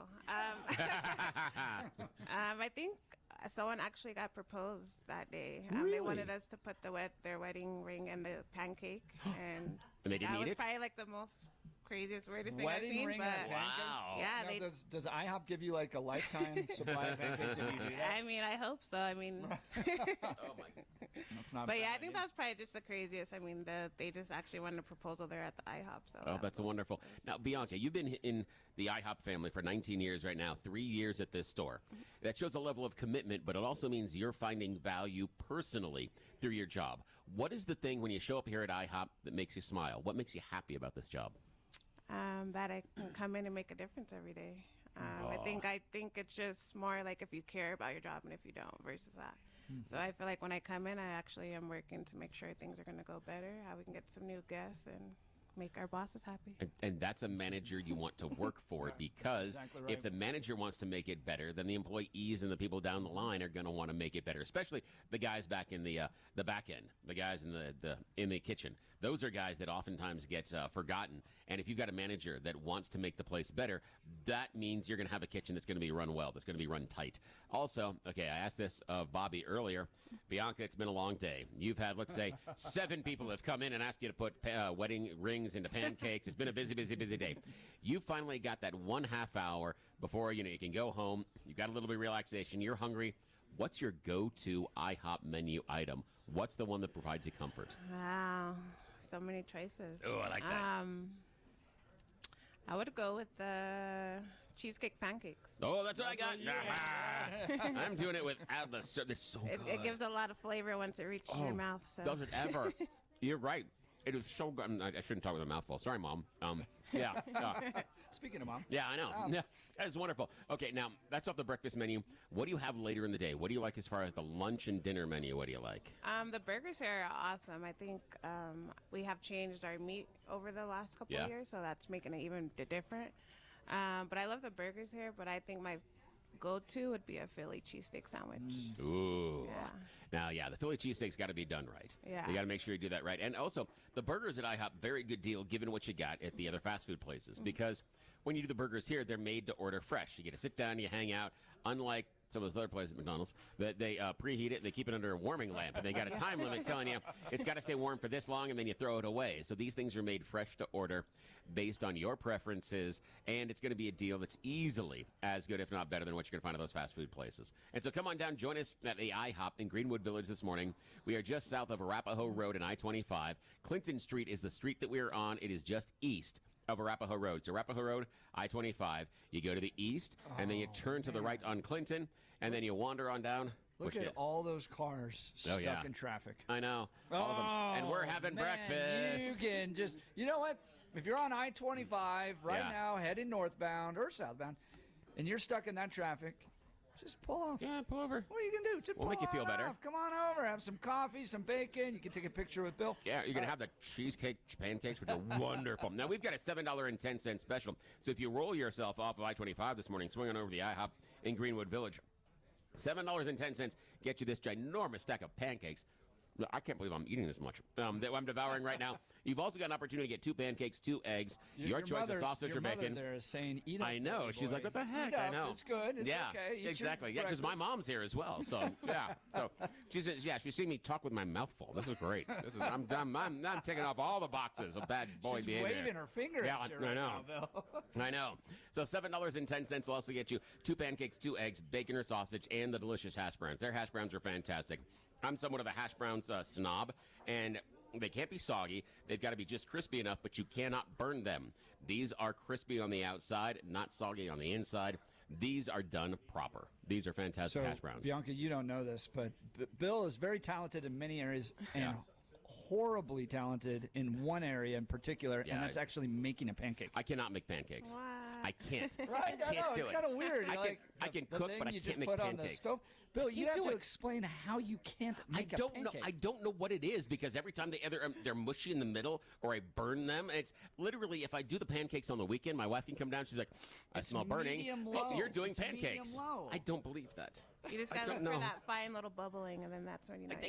But then I flip them with the fine little bubbling, and then they're all mushy. I cannot do that in rice. I can't make rice. Yeah. I have no idea what it is. I can't. These pancakes are fantastic. So Bianca was telling me, I was referencing to her that we used to come here in high school because it was open 24 hours a day, and we would do our group projects and stuff like that, and it was great, but right near Cherry Creek High School. So you were mentioning that there's this now contest that's developed where kids are eating 1 pancake an hour for 24 hours. Ooh. And I saw that on Dude Perfect. I think Dude Perfect did that, and which is a YouTube channel. Just great, a lot of fun. hour? And they have to eat 1 pancake an hour for 24 hours straight. So you sit here at the IHOP for 24 hours. Is this a thing? Yes, it's a big thing. So I've seen it, I've seen it over the years I've been here, but I think more recent last weekend. It would start with one guy, and then as a fact, the server that's walking in, she's the one that had that table. So she was just giving pancakes. So once they started to tell us what they're doing it for, we were like, wow, this is crazy. That is crazy. And it just becomes a dare, right? Yeah, like, just one guy daring the other. It becomes this big thing. So I'm like, it's been good. I mean, honestly, I see like more newer customers doing it. So what's funny is you don't think it could be Great that idea. tough. Yeah. But I imagine after 13 hours of eating pancakes, Oh, yeah. 14 hours of eating pancakes, yeah. you don't want to eat any more pancakes. And they look so like miserable, but they're just doing it. I'm just like, it's good at you and not me. Yeah, exactly. Yeah, that is funny. That is an absolute classic thing that high is. school boys would do. Oh, that is. And That they is have to absolutely sit in the booth for 24 hours, right? They Oh, my God. obviously can use the restroom, but they spend from like 6 a.m. Saturday morning to 6 a.m. Sunday morning. Yeah. Yeah, I can Do see they that. sleep? No. Do you see them sleep? I mean, the couple that we had seen last week, and they literally would just like get up and down, go to the bathroom, get some air, and then keep going. Oh my gosh! And then more pancakes. Now, what's the pricing structure on that? It's not. You guys don't have unlimited pancakes, No, do you? so like we have either an order of 3 pancakes or 5 pancakes. So it just really depends on what you want to go for. But it ranges between $8 and $10. So for that stack, times 24, or whatever. Wow. So yeah, it gets pretty pricey, but it's just something You think they you sign can up do for. that? No, not anymore. I think we should do a 7-10K in US challenge. Jeff and Bill We could will do that. hang out at a booth. Yeah. Eat 1 pancake an hour for 24 hours, and people can come hang out with us. We should split it in half. You get half, I get half. Do that. Yeah, because I'm not sure. We're you can do not 24 quite like that. high school kids. Yeah, there's no anymore, way. right? Oh gosh. Yeah, Wow. because that's so many carbs. So Bianca, store manager here at the IHOP off of Arapahoe Road and I-25. She's been now managing this for 3 years, going on 19 years with the company. Bianca, where do you go from here? I mean, would you want to get into corporate management, or are you very content? I'm content, like you know. leading the store here. Yeah, I'm okay at the store. The store level is where I'm good at. Why is that? Just because, I mean, being in person with the staff all day, doing what they do, trying to learn stuff that they haven't learned yet, trying to compromise them to work better. And, all of us work together. I've been doing things in the corporate world, like as far as training for like other openings and stuff like that. So it's fun. It's a different change. But I mean, I think actually being in the store with your staff, with the customers is just a different vibe you're not going to get. So I got a question about two different types of people. One, you starting out as a hostess, right? So there's a young lady out there right now that just wants to get her first job. Why should she come work for IHOP? Come for IHOP. It's a great brand, and you get to have great food every day. I mean, why not? Sometimes you see the most famous people here. I mean, a couple weeks ago, we had some people from the hockey team, Avalanche team here. Oh, I bet those boys are big. Yeah, I mean, like, you get to see some cool people in and out of it, but I think IHOP's just a great brand out there, and I just feel like once you would work for it, you would just see that, and, And somebody mid-career looking for maybe a change, why should they come work for IHOP? There's something different. You get to work on your people skills, get to meet new people, and, just have a good time doing it. Well, you can come down, hang out with Bianca, hang out with Bobby Hancock, Director of Operations for all 8 IHOP stores here in the Denver metro region. Hang out with Bill and I. Eat some great food. We're going to be here till 10. We've got some elected officials coming by, including the 2 ladies that now want to run the Colorado Republican Party. Darcy Showing and Britta Horn are going to be swinging by later as well. So we're having a great time. But most importantly, the food is great. So good. Get off I-25. Come hang out with us. We're going to continue. You're listening to The Jeff and Bill Show. This is Denver's talk leader, News Talk 710, KNUS. Thanks, Bianca.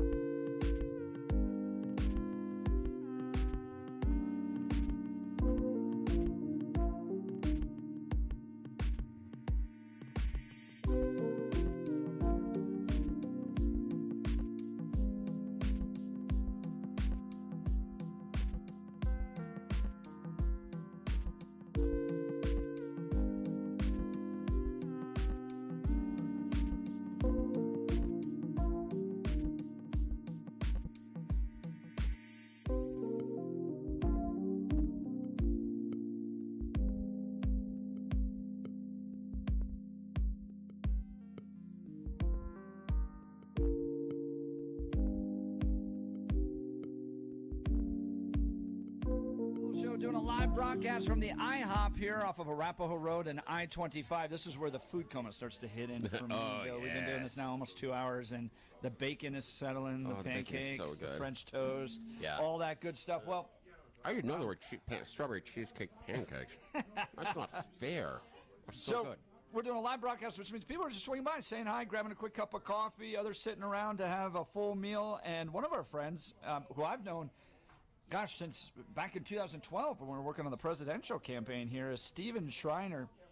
He is the Firearms Coalition of Colorado director, and he has been active fighting for our Second Amendment rights here. He's also on the board of directors for the NRA. Just coming by to say hi. Good morning, Steve. Thanks so much for joining the Jeff and Bill Show. So, Stephen, big gun bills. You were just mentioning 16 that you guys are tracking down there? We're tracking 16, and there's 3 more we're keeping an eye on. And that's more than I can get on 2.5 sheets of paper. And you and I have been through all this. I remember the recalls in 2013. If you were a Democrat and even sniffed about gun control, you were recalled. Now Democrats are totally empowered to just take away all of our Second Amendment rights. The only thing I can say to that is get off the unaffiliated rolls, join the Republican Party, and vote against them. Yeah, that's exactly right. Now, Steve, big one, Senate Bill 3. This is the one that we've been following down at the Colorado State Capitol. This initially would have banned anything with a detachable magazine, but now it looks like they want to make you jump through all these hoops. You know, got to get a license. You got to get permission from the sheriff first, then get a license to go buy a gun. Then you have to go through hunter safety. Then you have to take a safety course for owning a semi-automatic rifle. Are we going to make Kyle Clark do a course on free speech? He better wear a sports jacket with a shoulder pad.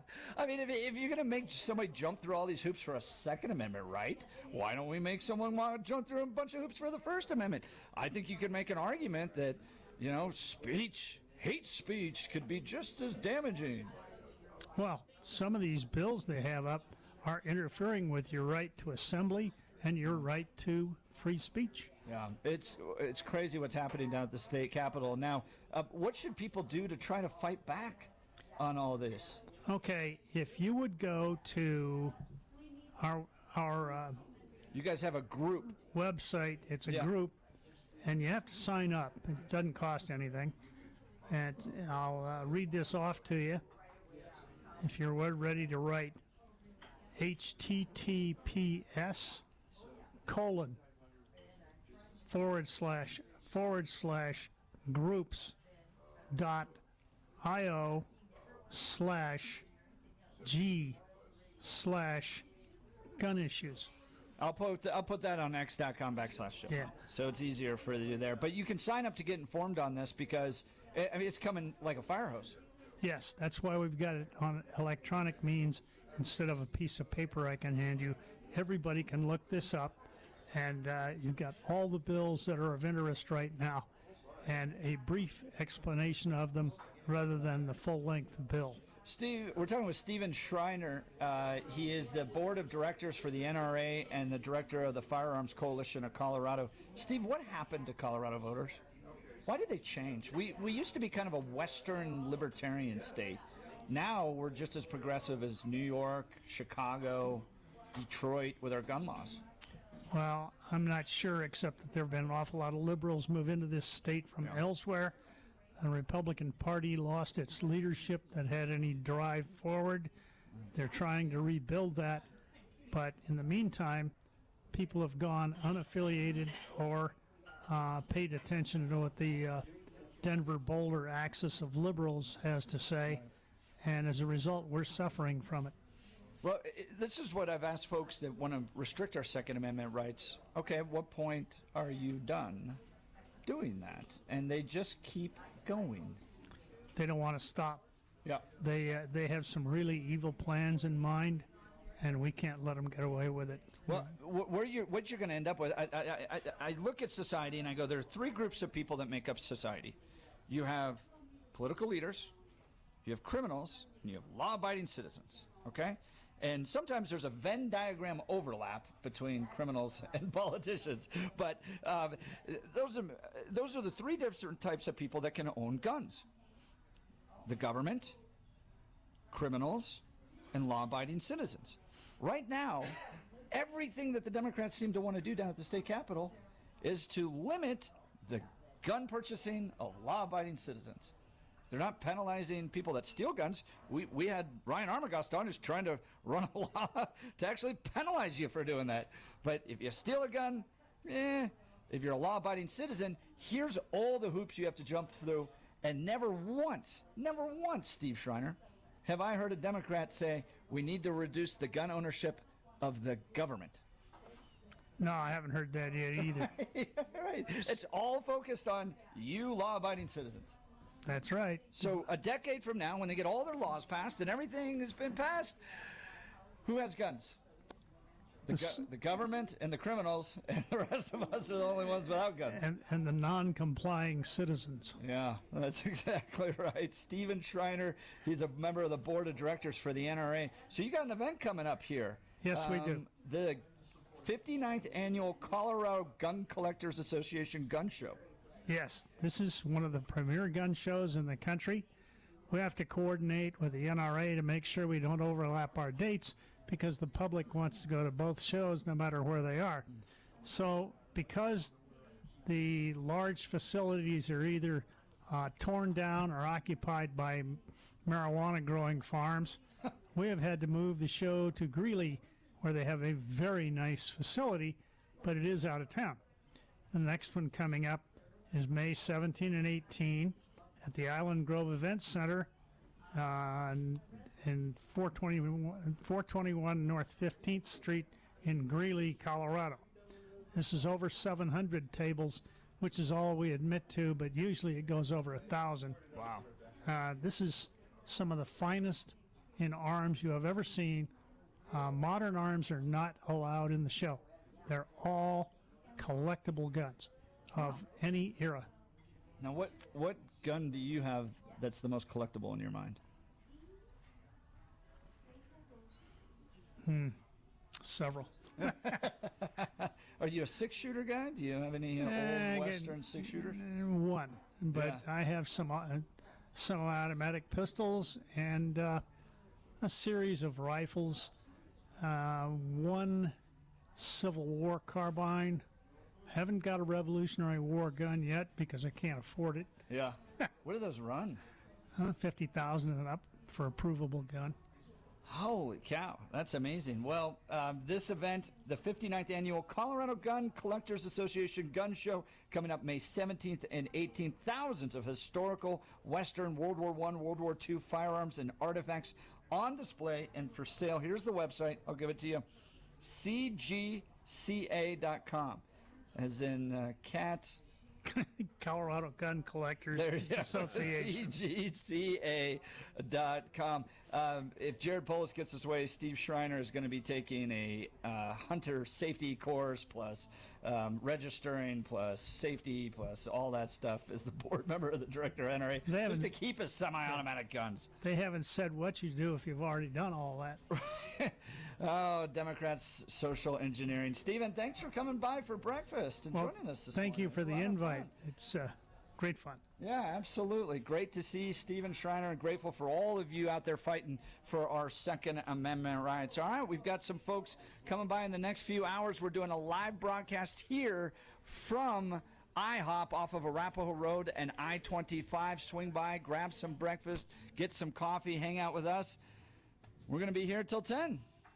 Yes, we are, and we've got a $7.10 special big stack of pancakes or 2 pancakes, 2 eggs, bacon or sausage, and hash browns, $7.10.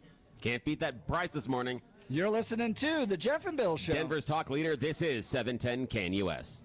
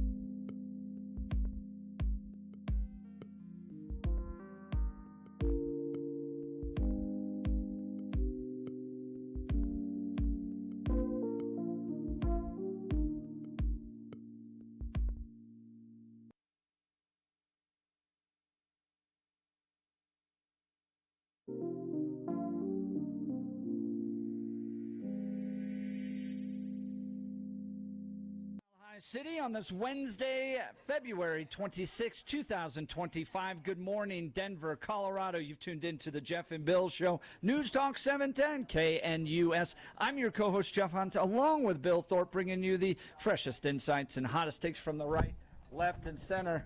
Congratulations. You just woke up in the greatest country in history. Donald Trump's your president, and there's pancakes for only $7.10 at the IHOP. It doesn't get any better than this, man. It's like Christmas every day. It is like Christmas every day, and I don't know if my microphone's working on Yep. this one. Don't hear that Name's one. dying on this one. Okay. Well, Bill's already been cut off. Too many pancakes, Bill. Too many pancakes. But speaking of Christmas every day, the New York Times the other day was saying that, Dan Bongino, Trump's new deputy FBI director, has it out for those scumbag commie libs. And the New York Times saying, you guys voted for this. You guys voted for Dan Bongino, and he's calling people scumbag commie libs. And I wrote, heck yeah, I voted for it. And every day I wake up, it's like Christmas all over again. I'm having a great time. He also said that the FBI was irrevocably broken, which is interesting that he's now in charge of that. There. Well, he didn't say that. He just said it's broken. So let's see what happens. Let's see what he changes. We've got a whole lot to talk about this hour. You're not going to want to miss it, but we're doing a live broadcast. That means you can swing by and hang out with us. We're at the IHOP off of Arapahoe Road and I-25. They've got special deals for 710 KNUS listeners. People coming in, coming out. Some folks have been here since 6 a.m. Y'all over here. Yes. Ward and Stephanie, yes. You're right there with us. Other folks, brand new, welcome. Glad to have you here. Others grabbing a cup of coffee, saying hi on their way out. And Bill Thorpe and I both have our moms here. Yes, and they're talking. This is so dangerous. This is so bad. They're like, so when Jeff was 13, we are in this so much is what trouble. he did. Yes. And then we're in so I much trouble. feel after like this. we might as well just be brothers at this point. Oh, I know, exactly. So lots to cover and talk about. Big vote yesterday at the Capitol. Brittany Pedersen. Did you see this picture? Yes, I did. I saw the picture. Her with the little one in D.C. Brand new one. Yeah. Little one. Here's the question I have. Yeah. It is quite demanding on a person to either be a new parent or a member of Congress. Well, not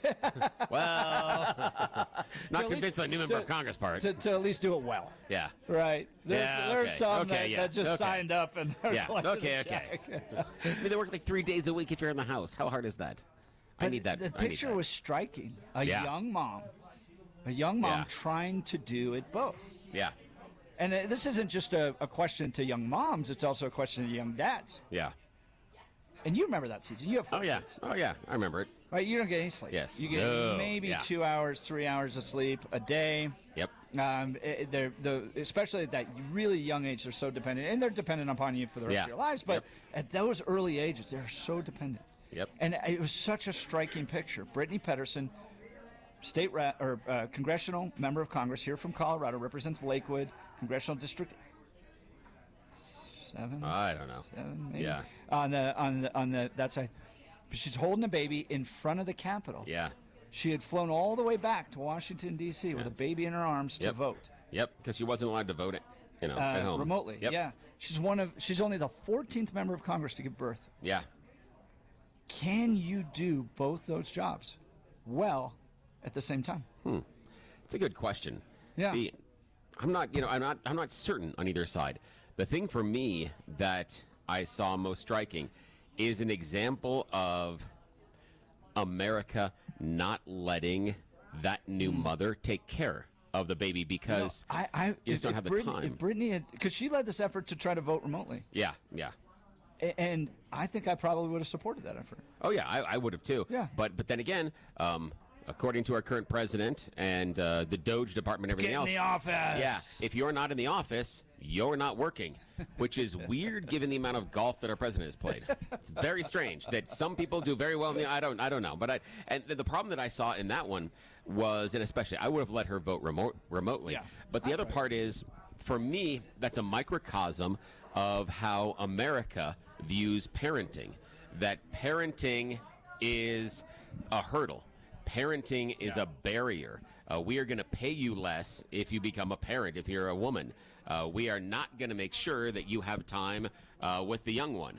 We are going to make sure that you have to come back within a certain amount of time, where there are other societies that allow the moms more time to create that bond with the baby and take care of it and keep the job open for them. But that is not the case inside America. In America, it's get the baby, then bring the baby home, and then you better get back to work. And that's what I saw. I saw the message inside of America that when you have a new child, your work Get your has butt back in the office. has to take priority. And if that harms or impedes your ability as a parent, so be it.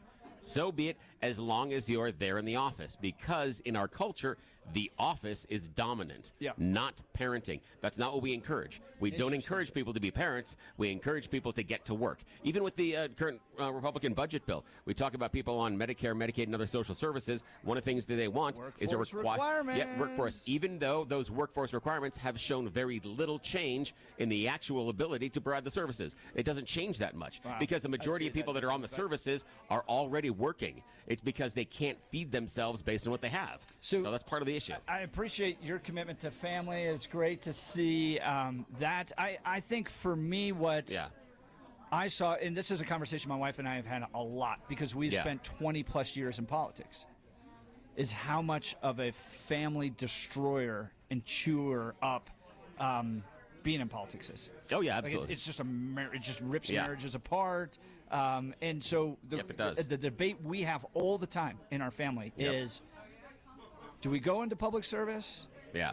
Do we just spend time with our kids? Do we wait? All that stuff. And so what was striking to me was watching Brittany Pedersen try to balance it. Oh, yeah. Can she do it? That'll be a big question because look at, just look at the broken families that have come out of Colorado politics. Oh, So yeah. And part of it was also radio, as my wife and I made the decision because radio eats families just as much. And we made the decision to not take a couple of jobs that would have us put move. your kids first. Yeah, simply because we've seen what had happened with other relationships. Right. And so if I have to pass on this opportunity because my family and my kids are more important, okay, that's what I have to do. And Well, that's the choice we made. She just walked in the door. We're going to get to her next. It's Darcy Schoening. She's the candidate for chairwoman of the Colorado Republican Party. She wants to try to lead that ship forward. She's got some guts. We're going to talk to her next. First, news with Blake Olson. Blake Olson. Blake Olson, news and comment.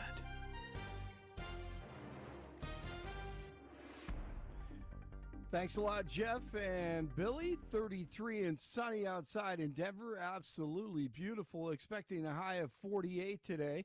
The 7-10 5-day forecast coming up. Our top story, Ukrainian President Zelensky will reportedly visit the White House this week to sign a minerals deal with 47, who's been pushing for a rare earth minerals deal as a way for Ukraine to pay back the U.S. for aid provided during the war with Russia. Despite the drive-by media telling you differently, Americans are loving DJT flushing the sewage out of the swamp. And today he's holding his first cabinet meeting, and the White House has confirmed Elon will appear at the meeting to give an update on Doge. The House and Senate will now have to agree on a budget bill after the House voted for the GOP's budget resolution Tuesday. The vote was 217 to 215.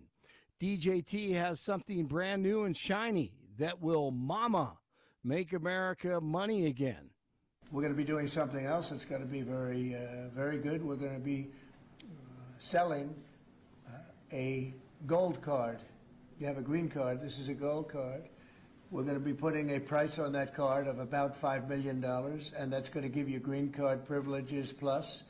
It's going to be a route to citizenship, and wealthy people will be coming into our country by buying this card. They'll be wealthy, and they'll be successful, and they'll be spending a lot of money and paying a lot of taxes and employing a lot of people. And we think it's going to be extremely successful. Never been done before, anything like this, but it's something that we're going to be putting out over the next, would you say 2 weeks, Howard? The president also shared on social media this morning an AI vision of a new Gaza Strip. Tunnels coming to set you free, bringing the light for all to see. No more tunnels, no more fear. Trump Gaza is finally here. Trump Gaza shining. Pretty cool, despite the bearded bikini women in it. But you have to dream big, and this is what the video does: is dream big for the Gaza Strip. Man, if it's just 20 or 30% of that, that would be huge. Illegal immigrants will have to register with the government under a new Trump administration policy. The plan calls for illegal immigrants aged 14 and older to register, get fingerprinted, and create an online account with Citizenship and Immigration Services. Those who comply will avoid charges and get help during their effort to return to their home country, with an opportunity to return legally one day. Just in case you were wondering, the military is in great hands. SecDef Pete Hegseth, who I'm going to start calling Pete SecDef, talking to troops on Tuesday. On behalf of the Commander-in-Chief, on behalf of President Donald Trump, I want to thank you for everything you do for our nation, for our republic, for the security of so many Americans who are grateful for what you do in far-off places, in the middle of the night, with a high threat level and a lot of uncertainty, sometimes with a mission that's clear, sometimes with a mission that's not so clear. And no matter what, you execute. They do execute what they have to do. Criminals, cheats, freaks, frauds, and losers. Tulsi Gabbard will fire 100 intel officials involved in transsex chats on government time and devices. They all will be terminated and their security clearances will be revoked. But the thing here, Jesse, is we got to take a step back, because this is just barely scratching the surface. When you see what these people were saying, and thanks to Chris Rufo for putting it all out online, they were brazen in using an NSA platform intended for professional use to conduct this kind of really horrific behavior. And they were brazen in doing this because when was the last time anyone was really held accountable? Certainly not over the last 4 years, certainly not over the last 10, maybe 20 years. How about this one? A man is accused of smuggling cocaine under his wig at a Colombian airport. Police say the 40-year-old suspect was detained Monday when he was caught trying to board a flight to Amsterdam with over 200 grams of cocaine packed in small bags beneath his toupee. No, his first name was not Hunter. There are reports that former Pro Bowler and star tight end Rob Gronkowski will come out of retirement again, and the Broncos may be in the mix. At the Super Bowl, Sean Payton and Gronk did a little skit, some of the worst television ever. How did we both end up in an orange tie and blue suit? I swear I sent my gray suit in. Listen, it's my doing. It's probably a little over the top. I got a job at the Broncos for you. No training camp. You're 8 touchdowns shy of 100 touchdowns. I think I can get you that. Okay, keep an eye on that. 31 in North Glen, 30 in Castle Rock, 33 in Denver. Jeff and Billy continue from the IHOP. There's always fat on the chicken. There's always fat. Blake Olson, News Talk, 710 KNUS. Well into the 60s today. Breezy southwest winds. Wind shift to the northwest tonight. Lows dropping to the upper 20s. It'll be cooler tomorrow. Highs staying in the 40s, closer to average. 20s tomorrow night. Warming back to the 50s to lower 60s. Dry, sunny Thursday, Friday, and Saturday. Increasingly cloudy Sunday. Meteorologist Don Day in the 710 KNUS Weather Center. Unseasonably.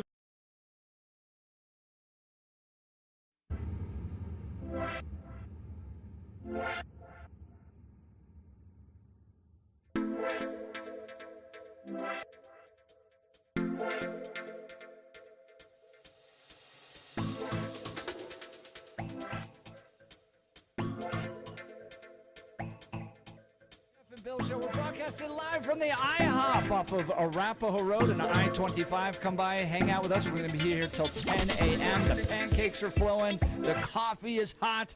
And we got some celebrities in the restaurant here. Joe from Arvada. Yeah. Joe from Arvada is here. He's in the house. Legendary. Yeah. Dude, Legendary we love Joe it when from he Arvada. calls. It is fantastic. He and I hugged it out. It was I was good. going to say, Oh, are yeah. you guys going to get into a WWE? No, not at all. The thing is, Joe and I Pile disagree. driver on one of We the tables? disagree on politics, but he's a great guy. I He really looks like him. awesome. Yeah, he's a great dude. I've never met Joe from Arvada. Oh, It's you've great got to. to see him. He's a great guy. There he is. There's Joe. Joe, come shake his hand. He is wonderful. We got to get him on air. Yeah. Well, we're having elected officials come by. We're having friends come by. It's a ton of fun here. And joining us now is Darcy Shaning. Darcy, we'll turn it up. Can we? There it is. Can we get it on headphones so she can hear? But Darcy Shaning is running for chairwoman of the Colorado Republican Party. She's like, you know what I want to do? Try to deal with this chaos for another few years. Darcy, thanks so much, first of all, for coming by and saying hi to us. Thank you. Thank you for having me. It's an honor to be here, Jeff. So you currently work for the Colorado Republican Party. Tell us about your current job. Sure. So I'm currently the Director of Special Initiatives for the Colorado GOP, which is kind of a role that was created for me. I write local policy initiatives. I'm really attuned at opting school boards and localities out of oppressive laws coming out of the legislature. I led the historic endorsement of President Trump by the Colorado GOP. I also led the candidate initiatives in the last cycle. So that title's just a little bit of everything. It's just whatever the state of Colorado needs. Wow. Okay, so give us your history. How'd you get into politics? Have you always been a right-winger? I've always been a right-winger, but I wasn't always active. So many people may not know I owned a restaurant in Palmer Lake for years. Yeah, Chicago pizza and soul food. Wow, Chicago pizza and soul food in Palmer Lake. Yep, and at the height of COVID was when I really started to notice that the Colorado government is out of control. And around that time, I had 2 small children, and I said to myself, you know what, I'm just going to go ahead and shut this restaurant down, and I'm going to throw my full weight into fighting Jared Polis and the Democrats. You're a mama bear. I am. So it was what the state was doing about your kids' futures, the lockdowns, all the restrictions, the oppressiveness that comes from progressive leadership in the state, and you said, I'm willing to step out. Yeah, I mean, watching my kids have to be masked to walk into their school, watching them have to do online learning, I just couldn't sit there. I couldn't sit there and take it like a lot of moms across the state. Wow. So you've been currently serving with the state party. From all we understand, Dave Williams could continue to run. You're on his team, and you've decided to step up. What does that tell Dave Williams, you think? Well, I mean, as I told Dave, I said, you've been a great boss, you've been a good leader, but I'm going to go ahead and throw my hat in because I want to show the rest of the state, the Republicans in Colorado, that I want it, that I've been putting the work in, that I'm ready for this title, I'm ready to step up and lead even more strong than I have been the last several years. And so that was my way of saying, look, if whatever happens, I want to tell you guys, I'm ready. I'm ready to take this to the next level. So even if that means like a head-to-head race with Dave Williams, I mean, are you essentially saying that you could do better than Dave Williams as chairwoman of the state party? Well, Dave and I lead totally differently. So I would I would never come in here and say that, you know, I'm better than Dave or anybody's better than anybody. Yeah. So everybody's got a different approach. And I think that my initiatives, such as the Bob Initiative, Build Our Benches, I've already got $150,000 in donor commitments for the 2025 school board races. I'm really passionate about school board races, and the GOP needs to be more involved in those. We say that they're nonpartisan, but they're not. Right, that's exactly right. So that's a big deal for me, and that's really never been a focus of any Colorado GOP. So we just lead differently. Yeah, let's talk about those local races. Sure. Why are they so important in Colorado from your perspective? Well, number one, when you are in a blue state like Colorado, as I've been going around the state the last several years, here's what I tell families, is that the legislature they're going to do what they want, right? They're controlled by Denver and Boulder. But just because the lines are drawn in a way where that area controls the rest of the state doesn't mean that conservative areas like El Paso County, like Douglas County, I've been working with school boards and cities in those areas to pass things like the Safe Spaces gun law opt-out, mental health assessments opt-out. And it's important that we stand for our families in those localities because the legislature isn't going to. But furthermore, that's where we have our next generation of leaders as well. That's where our state rep candidates come from, our governor candidates. But also, when we build up our localities and build our benches, we build donor confidence. And we really need to build that donor confidence back up. So, they're investors, and they want their investment to go somewhere. And that's what we ought to be bringing them. Right. And we can show voters how much better we can lead. I think Danielle Jurinsky is a great example of this. Look at what she's done with Aurora. She's a city councilwoman. Right. National impact from a city council race. We can always try to jump to the statewide, and we want those statewide. We want governor, senator, all that stuff. But you can also make an impact locally and win and show voters how conservatives can lead differently, right? Correct. Yeah. If you look at, I'll use Grand Peak Academy in Colorado Springs, there was recently a transgender teacher, Miss Sparkles, a 50-year-old man. Because of state laws and what Jared Polis has done, there was no recourse for us to have this teacher removed from second grade girls' bathrooms. So I went in there and single-handedly orchestrated a social media presence that pressured that school to get that teacher out of there. We can win locally, and we don't need the legislature, and we don't need Jared Polis to do it. We're talking with Darcy, I always say Schoening, but it's Schoening, and my apologies, Darcy Schoening. She's running for state party chair. That means she wants to be the top Republican within the Republican Party here in the state of Colorado. Bill, got some questions for Darcy. Yeah, what do you think the opportunities are for growth of the GOP here in Colorado? Keep hearing that it's just a liberal bastion. We're a blue state. How do you turn it red? What are the growth opportunities? Well, the growth opportunities, as I was just kind of mentioning, they come from the localities. And as I've been able to really reinforce some conservative policies in the localities and the school boards over these last several years, what that shows are unaffiliateds, because we have to meet them where they're at. It shows them that, look, Denver's in decay. If you live in Denver, you wake up to gunshots, you wake up to homeless people at your back door. But if you live in Douglas County, or you live in Palmer Lake or Monument, our policies are better. We protect families. We stand for kids. We don't stand for criminals. We don't stand for a woke agenda. So as we build out, as we strengthen our red communities that already exist, which I've been working on for several years, that's how we get to a place where not only are we unified and working on the same goals, but we're also drawing in unaffiliateds, and we're able to take Colorado back. What are those messages that seem to resonate with the unaffiliated voters? Sure. So your dinner table issues. From the unaffiliated voters, we hear more about the dinner table issues than we do the social issues, for example. So while, a lot of people are concerned about the indoctrination in the schools, that's what I continue to hear from Republicans across the state.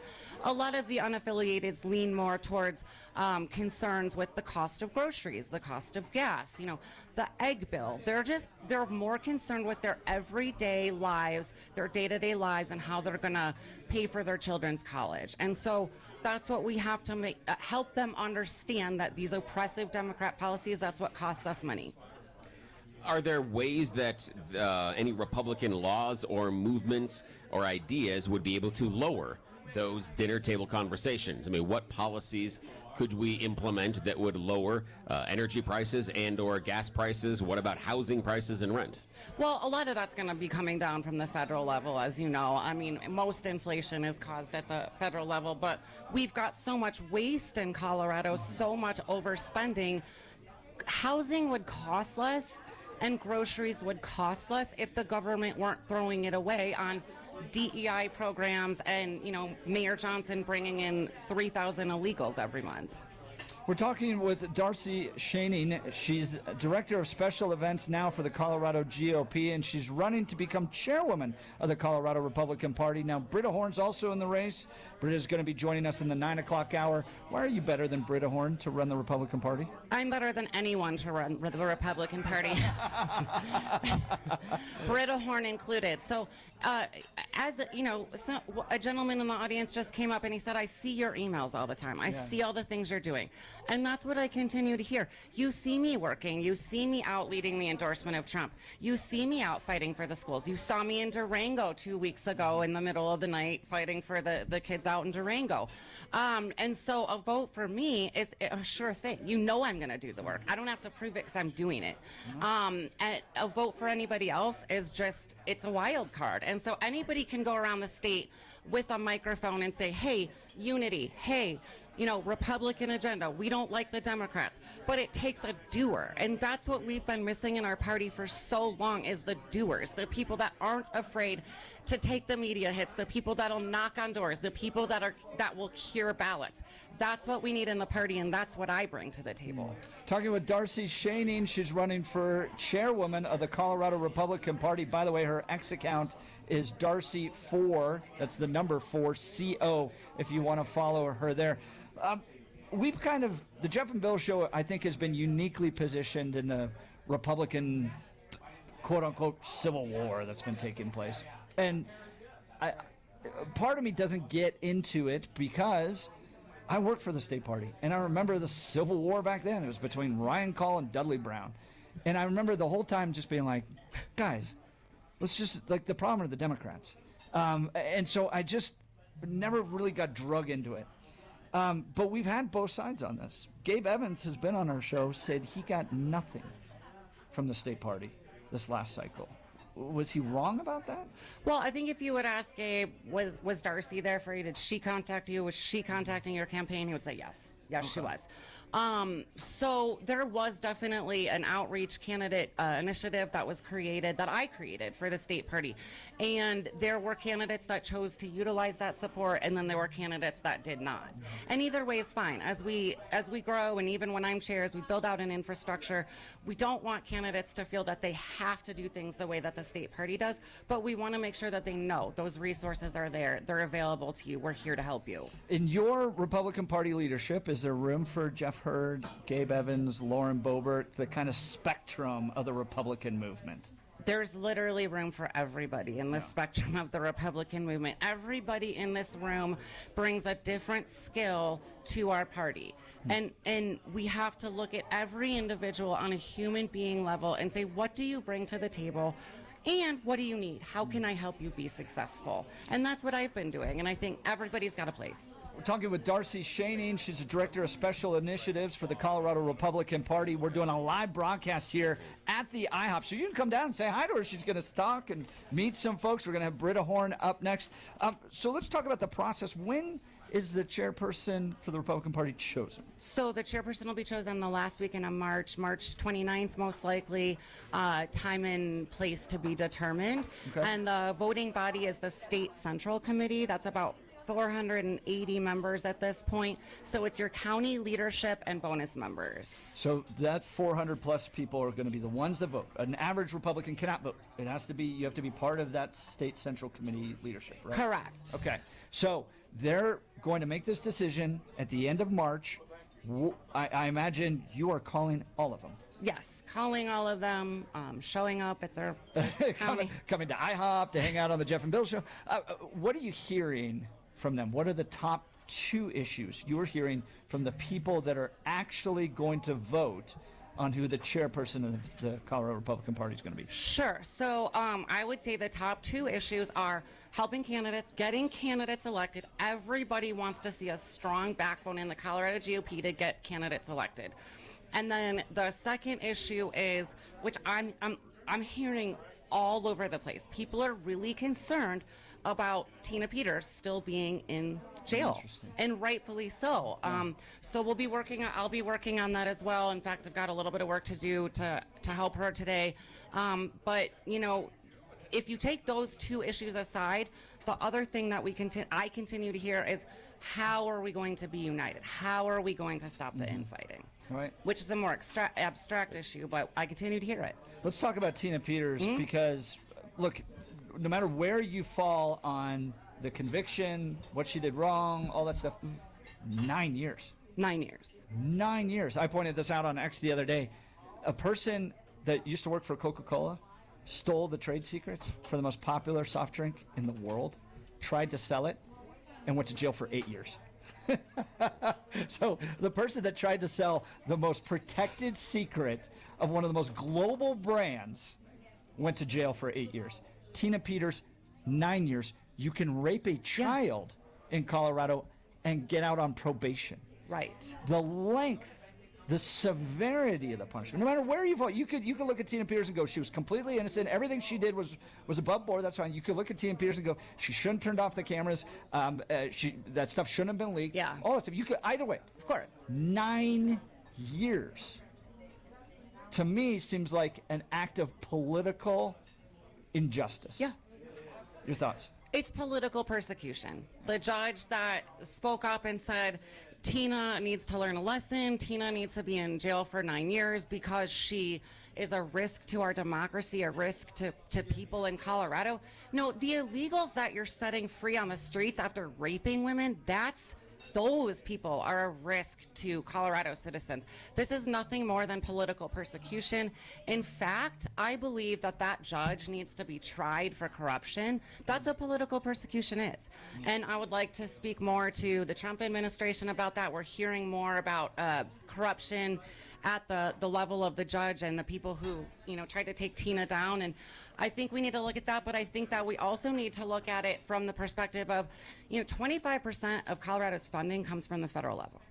So let's identify a program that's really important to Jared Polis and his husband, probably something to do with animals, and say to them, look, we're going to the Trump administration. If you don't pardon Tina, this program to feed horses organic hay is going to go away.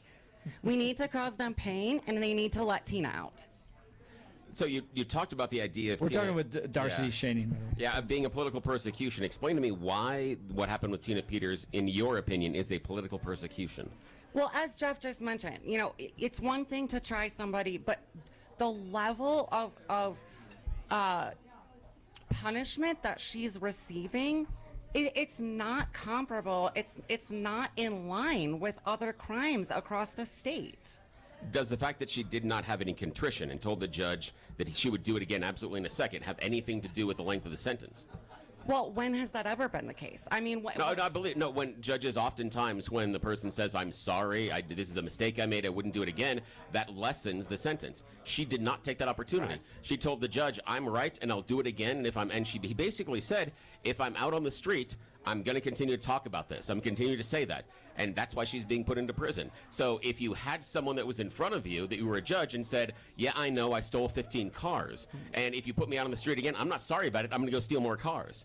Why would you put that person in for a shorter sentence? Wouldn't you extend their sentence? Isn't that exactly what she got? Well, I think stealing cars and saying I'm gonna go steal more cars, I'm gonna go rape more children is a far cry from saying I'm gonna go out into the streets. But the issue is contrition, and that's what I'm focusing on. I don't care. I'm just using the example as another example. We could say someone that is taking stuff from Walmart. We could say someone that is embezzling. Whatever that crime is, invent what you want. But the issue I'm focusing on is contrition. Yeah. Can't get that act of contrition, the fact that Tina wasn't sorry and actually boldly said she would do it again and continue doing it if she was on the street, doesn't that extend her sentence? Wouldn't you do that as a judge? No, I think it shows that the judge was emotional and that he's politically persecuting her. How? When she says she's not sorry and that she's going to do it again, why would you put someone back on the street that says they're going to go do the crime again? Why would you do that? Tina Peters being on the street and speaking to people, the act of speaking is not a crime. And that's kind of the argument that you're making here. Not necessarily, because last time I checked, people showed up to a Capitol on January 6th over stuff that they were told that wasn't true. They were lied to and they got out of hand. So the idea of just speech isn't necessarily just innocent per se, especially when she's talking about something that is a provable lie. Tina Peters has no proof of a stolen election. And 5 years later, she still stands there and says the election was stolen, regardless of not having any proof. Is that an issue? Part of the challenge is for her to commit the crime again, she'd have to be chosen by the people to be the county clerk again. And so you have this giant check on her ability to create or commit a crime again, that is the will of the people to put her back in that position. I don't know. What are you? Well, and that's the thing. You have to ask yourself. I mean, is she really a danger to the people of Colorado? And I firmly believe that she is not. But weren't there people of Colorado, now they've been pardoned, but they were convicted for January 6th actions, and part of that reason they were convinced of that is because of what Tina did. And she went through and did illegal actions in order to further a giant law that ended up with people at the end of it going to jail. I mean, again, all the people that showed up there were tens of thousands of people that didn't break into the Capitol and didn't do anything, but they were there. I know, but they were there because they were lied to. That doesn't play into it at all. Do people not have free will? Yeah, they do, but we just pardoned them because that free will and that choice. That's what the choice for them to walk into that Capitol, whether or not they did anything, they made that choice, and now we pardoned them before that. And Tina Peters didn't force them to walk into the Capitol, and now we're talking about whether their walking into the Capitol was right and just or not. Yeah, we should, and especially because Tina Peters used her free will in order to commit crimes, which include identity theft and taking items and taking information from the state she was not allowed to. She went outside of the purview. She's not allowed to open up an investigation on her own, yet she did that. That was her own free will. Why can't Tina's own free will choices keep her in jail? She made all those choices of herself, yes, and she made them incorrectly, and now she's in jail for it. Why can't she own that? Well, she can own it, but again, as Jeff continues to 9 years? Yeah. 9 years? I mean, we've got illegals that rape women and run people over in their trucks, and they serve 3 days. Yeah, I know, but we don't want equity as far as or equality based on sentencing. We got into problems with that under the Clinton administration, where if you were picked up for certain drug offenses, you were put into jail for a certain amount of time regardless. The judge needs to have this type of ability to change the sentence based on the person that is in front of them. And when Tina was given the opportunity, she did not say that she was sorry. We got to get to a break here. I want to give Darcy the final word here. Darcy Shaning, she's running for candidate for Colorado GOP chairman. She came into the hot seat with Bill. She's done great. I'll give you the final word. Go ahead. Thank you. Thank you so much for having me, you guys. Yes, thank you. It's an honor to be here. As I said, during this radio show, look, I've already been doing the work. Most of you in this room have probably seen my name, seen me in the media, out fighting for your family, fighting for your children. I'm going to continue doing that. I led the historic endorsement of President Trump, led the candidate initiative. I have opted out dozens of localities and schools from our oppressive Colorado laws. I've proven that I'm going to continue to stand for you. And with your vote for Colorado GOP chair, that will allow me to take this to the next level where we can truly take Colorado back with your help. So thank you, guys. Follow Darcy Shaning at Darcy4CO. That's the number 4CO on X. She did a great job. Great conversation with Bill. Yes, thank you so much, Darcy. Thank you, guys. Thanks for the time. Good luck. You're listening to The Jeff and Bill Show. We are Denver's talk leader, News Talk 710 KNUS. All right. Good job.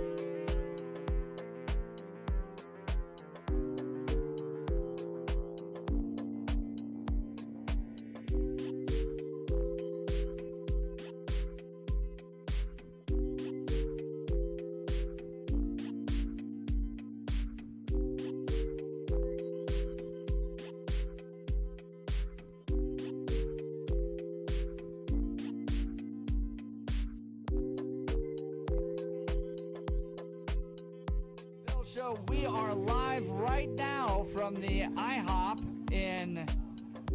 off of Arapahoe Road and I-25. Mike Boyle set this all up. Man, this place is hopping, dude. Yeah, it is. They came to see you guys. No, they heard about the pancakes. That's what it is. It's nothing to do with us. And the $7.10 deal probably didn't hurt you.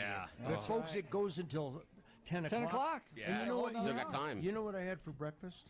What'd you have? I had the chicken sandwich, the classic chicken sandwich, and the reason is because, you know, a lot of people think of IHOP pancakes, breakfast, lunch. Yeah. They do a wonderful dinner business, and I'm going to do an event with them, and we're going to feature the burgers, the chicken sandwich, the Philly. So I figured I better give it a try. You know what I mean? Oh, yeah, just to make sure. Yeah, I was doing research, guys. I think you should go back and try again later this morning. Just to make sure you were right. There's a handful of guys I've known that have built their professional lives around their true joys and passions. You have done that. Bless What a your heart. lucky guy you are. Yes, Well, you thank are. you. Thank you. If you love what you're doing, you ain't working, right? That's right. Listen, That's you true. guys love what you're doing. So, yeah, debating Bill is what I love doing.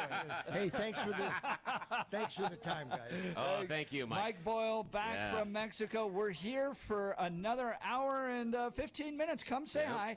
I-25 Arapahoe Road. Joe from Arvada's in the studio. Yes. Jeff Hildebrand's going to be up next. We got Britta Horn coming in the 9 o'clock hour. Melissa's here. All of our friends that This is text amazing. us regularly. Bill's mom and my mom are here. They're over there sitting in the same booth I and know. they're sharing stories. They have literally not paid attention to us at all. Oh, yeah. They got together and are talking. They're so stories. And they're all going, yeah, and one time he did this. And I tell you what, he put on his nose and it wouldn't come out and we had to go to the doctor. That's going to be great. These are going to be great stories. All right, we'll continue. You're listening to the Jeff and Bill Show live from, No, it's okay. We are live from IHOP Greenwood Village. Come on out, $7.10, big giant stack of pancakes, or you get your choice of 2 pancakes, 2 eggs, bacon or sausage, and the hash browns. You're not going to find a better deal in town. This is the Jeff and Bill Show live at the IHOP in Greenwood Village. We are Denver's talk leader, News Talk 710, KNUS. All right, good.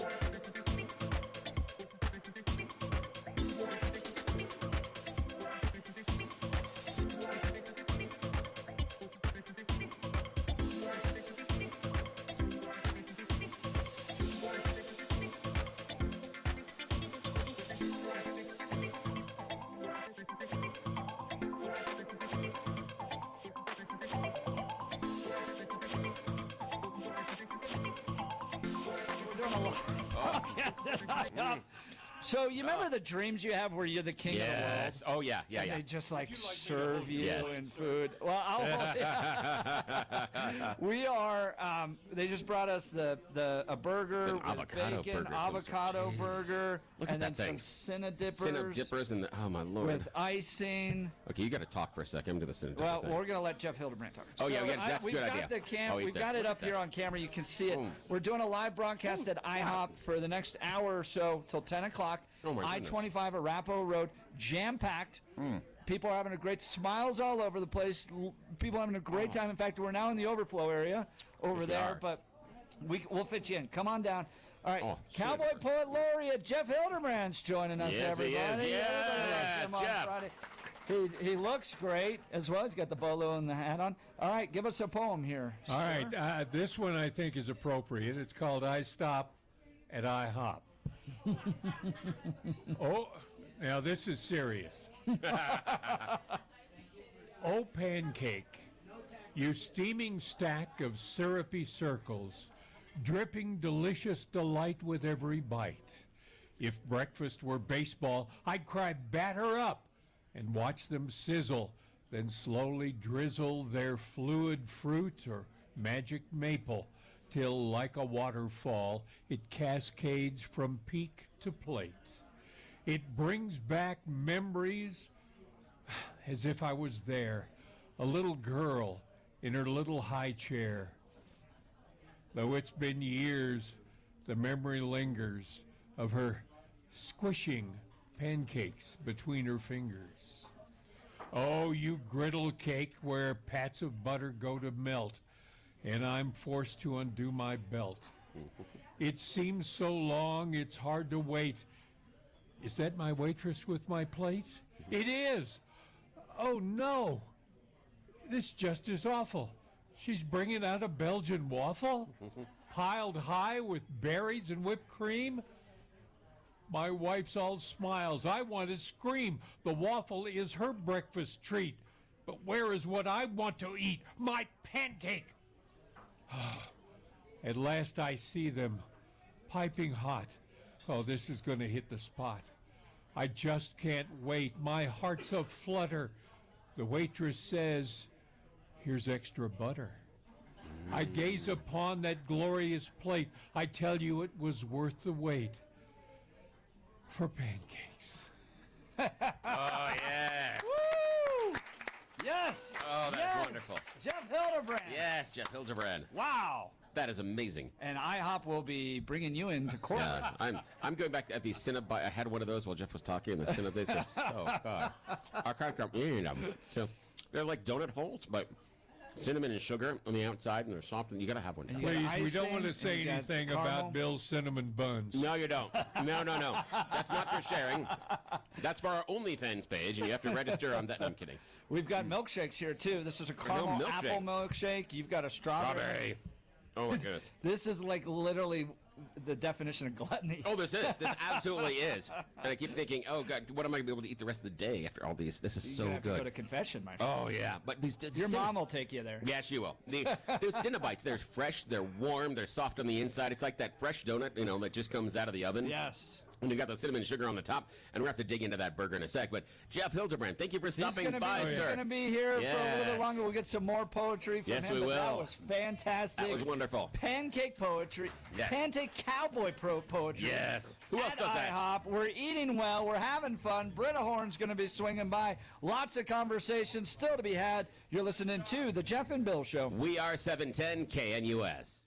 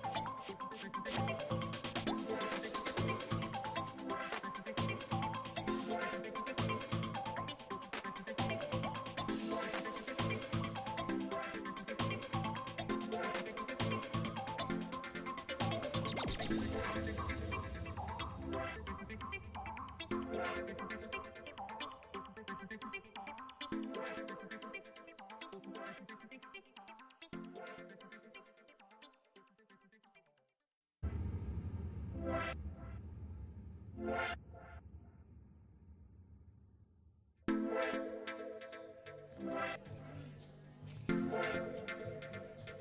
is 9 a.m. in the Mile High City on this Wednesday, February 26, 2025. Good morning, Denver, Colorado. You've tuned into the Jeff and Bill Show. Bill's about to take a big bite out of a cheeseburger. I can't figure out how to bite You into remember the Carl's Jr. ads? Yes. You want to take off your shirt? I'm going to have to. And let it just drip down and as just you run bite down. it. Because the thing is, I mean, I can't. I'm not one of my snakes. I can't get the. I can't figure it out. I don't know. I'm gonna have to work on this. I have no idea. We are doing a live broadcast from the IHOP off of Arapahoe Road and I-25. We're here till 10 a.m. Mike Boyle set this whole thing up. The place is jam-packed. Everybody's wonderful. eating breakfast, lunch, coffee's flowing, smiles everywhere. We even have major political figures that are stopping by to join us. You heard from Darcy Shaney here just a second ago. Britta Horn's going to join us in just a second. This is a battle for the future of the Republican Party here in Colorado. We also have... Yeah, speaking of battles. Yeah, we have celebrities that we talk... Yes. So there's a list we have at 710K and US Yes, of there like is. the most notorious callers. Yeah. And definitely on that list is Joe from Arvada. Absolutely. Because everybody loves to hear from Joe from Yes, Arvada they when he do. calls in. And he's live here. Now, There he is. I'm in between Bill and Joe. I know. This is going to get interesting. He tried to hit me in the back of the head when you weren't looking, but I didn't say I didn't deserve it. I'm just saying. I love Billy. Joe's fantastic. I love Joe.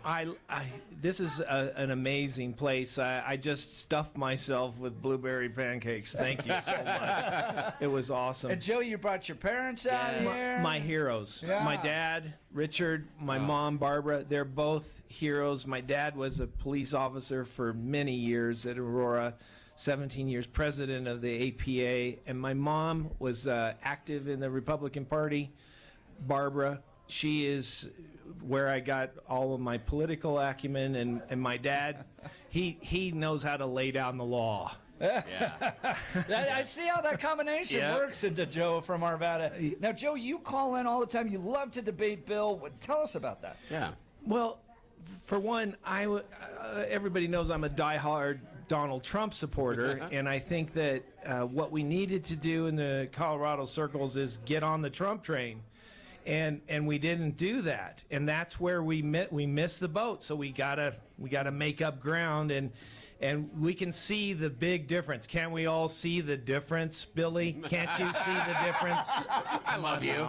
You are the best. And I got to give you props. There are a number of things that I've disagreed with you on that you turned out to be right. There are certain times you're wrong, but I've been wrong as well. And what I love the fact is that you come to the table with your opinion, but you're willing to debate back and forth, and 100%.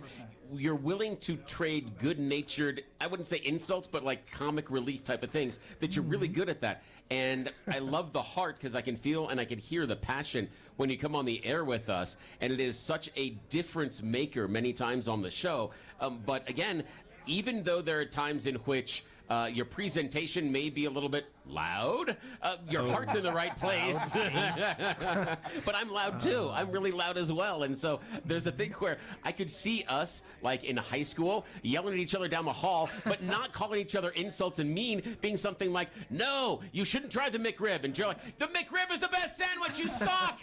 Stuff like that. That's what I can see. Well, I It'd be respect your side opinion. I do. Yeah. I know I don't say it much, but I think that we have to give conservatives a voice, and we have to stand up and be strong.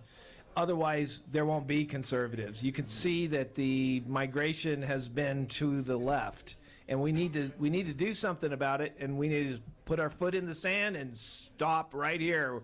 We got to save Colorado. I hear my brother even says it. I'm leaving Colorado because of it. No, we're going to fight to get Colorado back. Yes. That's what we're going to do. And that's why Joe is an absolutely wonderful patriot. And he's a guy that does have America in his heart because, again, America is about the ability to change. Yep. You don't like what you're seeing in America, you have the ability to change it. You don't have that in North Korea. You don't have that in Russia. You don't have that in other countries around the world. Here, you have the ability to change. And Joe is absolutely right about the conservatives needing a voice because there are so many other liberal voices out there. And we know the Democrats down at the state house would prefer not to hear the conservative voices. They do everything in their power to not engage the conservatives on the debate. You're right, Joe. We do need to have a larger conservative voice. Would you all like to see Joe run for office? Does that sound like a voice you'd like to hear out there? I think you do great at it, Joe. I've looked at it. I live in Westminster. There might be something there eventually, go. but We'll have to see. right now I'm busy with my job and my church. I'm actually learning to become a pastor. Believe it or not.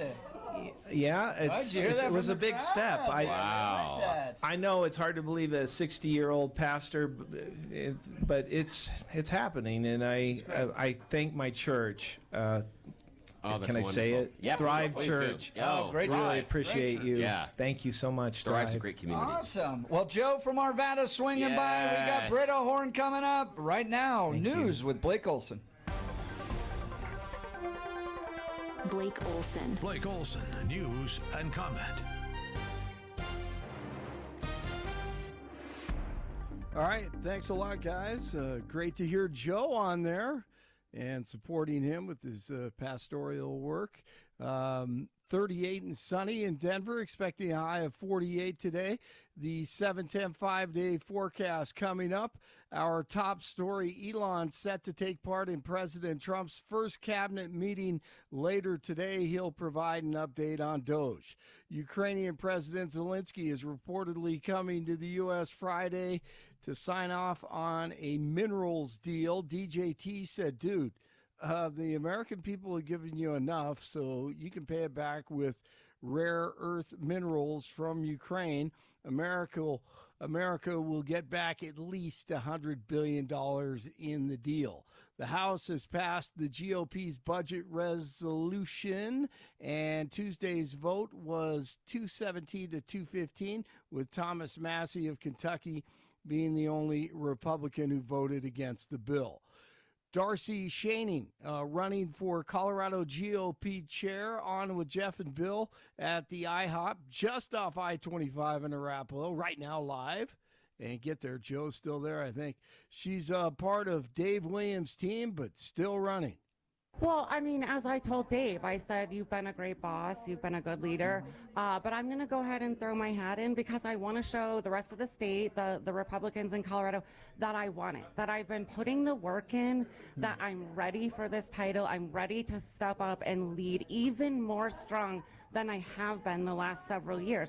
And so that was my way of saying, look, if whatever happens, I want to tell you guys, She is going to run. CNN's Jake Tapper, who covered up Biden's mental decline, he's releasing a new book called Original Sin, which talks about the cover-up of Biden's mental decline, which is what he did. Remember what he did to Lara Trump? How do you think it makes little kids with stutters feel when they see you make a comment like that? First and foremost, I had no idea that Joe Biden ever suffered from a stutter. I think what we see on stage with Joe Biden, Jake, is very clearly a cognitive decline. Okay. That's what I'm referring to. It makes me uncomfortable You have to no watch somebody on stage that's so amazing. It's so amazing to me that and try and figure out an answer. A cognitive decline. Well, when you're trying to tell me that what I was suggesting was I think that you were stuttering, mocking his stutter. idea, Joe Yeah, Biden. I think you were mocking his stutter, and I think you have absolutely no standing to diagnose somebody's cognitive decline. I would think that somebody in the Trump family would be more sensitive to people who do not have medical licenses. What a fool. Despite him, it is a great day, day 37, and the destruction of the corruption is underway, and common sense returns to D.C., like in the FBI, where Dan Bongino will team up soon with Kash Patel and tell it like it is. Mr. Bongino, Patrick Crucius was white, is that correct? Sir, I have no idea of I don't know his parentage. He was white. Again, I don't know why you're making a racial thing. Reclaiming my time. Yeah. Because Black lives matter, sir. Yeah, all lives matter, sir. Every single life matters. White, black, Asian, Professor Butler. Former FBI sleaze James Comey is now officially under investigation for his lies as he tried to destroy DJT in 2016. I recall when he went on a little PR tour about 6 months ago to lie again. When you think about a second Trump administration, what do you think the implications would be for the FBI? Oh, serious, for the Justice Department and the FBI, because Trump is coming for those institutions. He knows their power, and I think he has regrets that he didn't work hard enough to corrupt them last time. So he's coming for them, and that's a danger for all Americans. He's going to put people in positions in those organizations.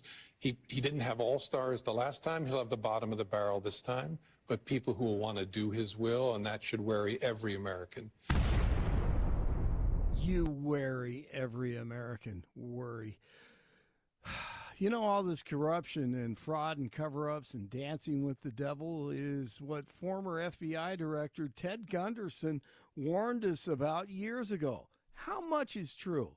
He died shortly after saying this. Look what's happened in the last 23 years. A disgrace. I personally investigated the Oklahoma City bombing case.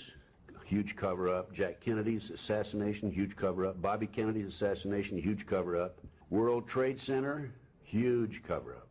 Terrorism, they're using it as an excuse to take away our constitutional rights and our civil liberties. The Bilderbergs,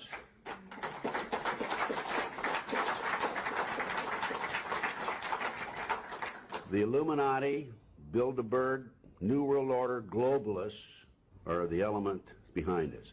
It dovetails into the satanic movement, and this movement has infiltrated into our intelligence community, the once great FBI and the CIA. It's 37 in Aurora, 34 in Lakewood, 38 in Denver. Jeff and Billy continue from the IHOP. You steaming stack of syrupy circles, dripping delicious delight with every bite. If breakfast were baseball, I'd cry, batter up. That was awesome, Jeff. Great job. Blake Olson, News Talk 710 KNUS. Mild temperatures again today along the Front Range, but we are going to cool off a bit tomorrow. Temperatures will be able to go well into the 60s today. Breezy southwest winds. Wind shift to the northwest tonight. Lows dropping to the upper 20s. It'll be cooler tomorrow. Highs staying in the 40s, closer to average. 20s tomorrow night. Warming back to the 50s to lower 60s. Dry, sunny Thursday, Friday, and Saturday. Increasingly cloudy Sunday. Meteorologist Don Day in the 710 KNUS Weather Center.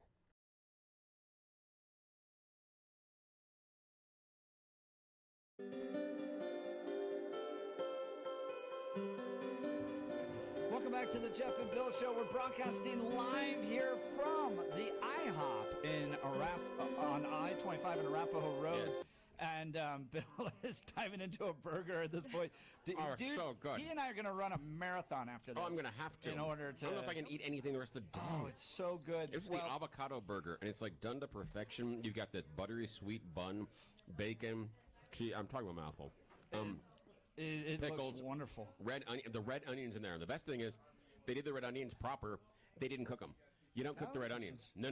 Other onions you cook, because then you can bring out the sweetness when you break the oils on the inside. Not with red onions. They did this thing right. I can't even get my mouth around that. There's an OnlyFans Carl's Jr. There is. Ad going on right now. Oh my gosh, it's so good. So we've had our friends stop by. Joe from Arvada is here. Jeff Hildebrandt's here doing some cowboy poetry. My mom's here. Bill's mom's here. Family, friends. Place is totally packed. So We're having a ton of fun. And the ladies battling it out for the future of the Colorado Republican Party are joining us. You heard from Darcy previously. Now Britta Horn in person right here with you. And you and I ran into each other at CPAC last week. I know. I was thinking about it. We never got a picture. And I think... Well, you are a woman on a mission. Holy cow. Because I work for CPAC. So I work for them as my consulting company, Never Give Up Consulting. Yeah. So we manage all the volunteers at CPAC. So we had about 175 volunteers.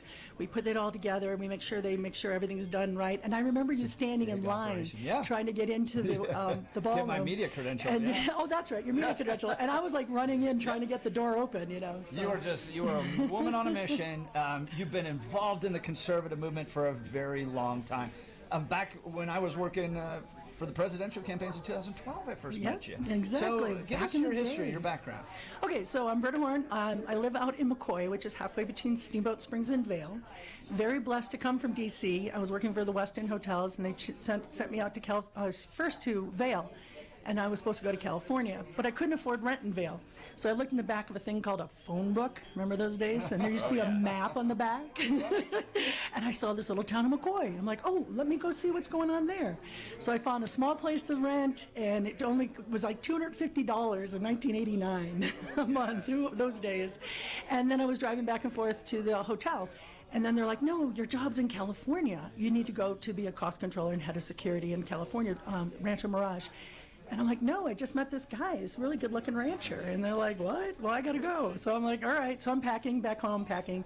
He's unpacking me. I'm packing. He's unpacking me. And he sat me down, and he goes, I can't take my cows to California. Will you marry me? Ooh, and I only knew him. I know. I mean, bless my heart. It was 34 years. We only knew each other 3 months, and I said yes. So here I am. That's why. So I stayed. So yes, I've been involved in politics even back when I was in D.C. I was working for a lot of campaigns there. I used to be a bartender for the Secret Service for the White House back in the Bush and Quayle days. I would run around. You can make a good drink, huh? I can make a good drink, and Barbara Bush, she really liked. It was like a double gin and tonic. I think 2 limes. Whoa, she got that. So once we're done with the show here, this is going to turn into a whole nother level. Britta Horn's bringing out bartending. the drink. Britta, why run for Colorado State Party chair? Gosh. I mean, like the division, the brokenness, the fighting that takes place. Why step up to run that? I think it's because of that. Because as I'm also fortunate, since the last 17 years, 23 years, we started a volunteer fire department in McCoy because of 9/11, and then last 17 years I've been the fire chief. So I've really learned all the tactics, all the strategies, the way to put out a fire. And this is more than a dumpster fire, people. A dumpster fire, you just show up, you surround, drown, and it's over. This is more of a conflagration. I mean, on all levels, things aren't getting done. We have basics that we all know from all the years we've been in running campaigns and running part of all of politics. Like, why wasn't there ever a voter registration drive from the state all the way down? When you go look it up, it's only been 2 counties that have been doing that did that. I think it was Chaffee County and Grand County. There was just no processes. We're missing a lot of processes. I just got off the phone with a friend of mine who really wants to get involved, and they're independents, and they're coming over, the right-leaning independents, and they're going to help us be an army. There were 16 seats not filled last year for House seats and Senate seats. 16 Democrats got in unopposed. And they were the most, what we're seeing now, the most egregious now. So we already have a group that's already starting to do that. So I'm really here to get the work done. We have 2 years, a year and a half really. We have a lot of elections to run, and we got to teach people how to do it, and we have to get the motivation to do it instead of the infighting. The infighting is just driving everybody crazy and driving people away. Do you think the infighting is rooted in just losing? Right? I kind of point at the fact that when the Denver Broncos are bad, we blame everyone, including the water boy. We're like, he's the reason, and winning becomes inspiring, and people like it, and all that stuff, and so they're willing to come to it. So when you have, I guess when you lose, it just exacerbates the divisions. Right. It's also that's a finger pointing, the inside finger pointing. You're absolutely right, and that's sad because then that's poor leadership. And you need to be able to lead and keeping everybody involved. I mean, just like I said, the 175 volunteers still having to make sure we got all their schedule, making sure we're meeting all their needs, and that they can answer all the questions. And it just motivates people to move forward and do better together as a team. Dave Williams and others would say, well, we've stopped the losing. We're actually winning. We got Gabe Evans across. We took away the supermajority of the House, Democrats in the House. Couldn't they make the argument that under Dave Williams' leadership, they are winning? Well, we did it in spite of them, sir. So, and especially when we were doing the curing the ballots. Did we talk about that last time I was with you? We did, but go ahead. Yeah, just real quickly. So, curing the ballots, it was for Gabe Evans, Dan Woog, and Ryan Gonzalez, and down in Kelty, down in Colorado Springs. And we found out that there was curing the ballots. That means like 15,000 one county, 18,000 the other county with Weld and Adams had ballots that need to be cured, meaning their signature didn't match, something happened, someone was wrong with their ballot. And we had to get them to get across the finish line. We needed all these votes. So we put together a team. We had ended up having 80 people willing to make phone calls, got all the lists from all the candidates and from their team, cut it down to about 30 per page, and I sent it out to all the volunteers, gave them a script, and told them to call, text, call again, text again, and then if we don't, chasing it, and if they're, as a Republican, we would have people knocking on their door the next day to make sure they cure their ballots.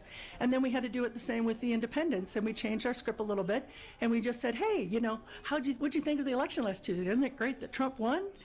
And if they hung up on us or called us names, we didn't call them back to cure their ballot, and we just went on to the next one. And so independents, really right-leaning independents, help us win all those elections. We did that. Wow. We're talking with Britta Horn. She's running for state party chair now. Oftentimes we talk about the news. Other times we make news. I was sitting right next to you. Darcy Shaning brought by something. What did she drop off? Is it a Valentine? Is it a Valentine? Yeah, it's February. I don't think it's a Valentine. It's still February, Oh, unfortunately. Yeah. Unfortunately, this is the division we have. We're straight up 50-50. There's a lawsuit, and we're being sued. Everybody that's gone against Dave is being sued. So you just got served. Correct. Got the Ooh, papers. on the show. And it just shows how immature all this is. We don't have, again, that infighting. It's childish to be doing this. We shouldn't be suing each other. We should be looking forward, getting more people to be on our team, because we only have 22.79% of the state on our team right now. Let's work and get people to win. Find people to get people into the office, like we were talking about before, finding places to put those 16 that went uncontested.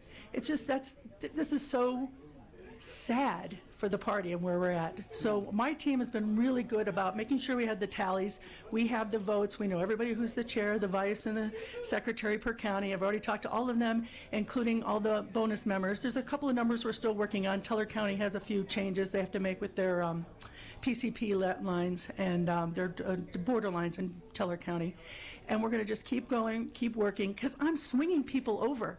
People hear this kind of nonsense, they become our fans. They become voting for us because they don't want this infighting. We don't need to be wasting money, both just because we're opposing leadership. Leadership is bad. It's time to make it good. Let's make a clean slate cut of this and go forward. We're talking with Britta Horn. You can follow her on X at Real Britta Horn as she's running for chairwoman of the Colorado Republican Party.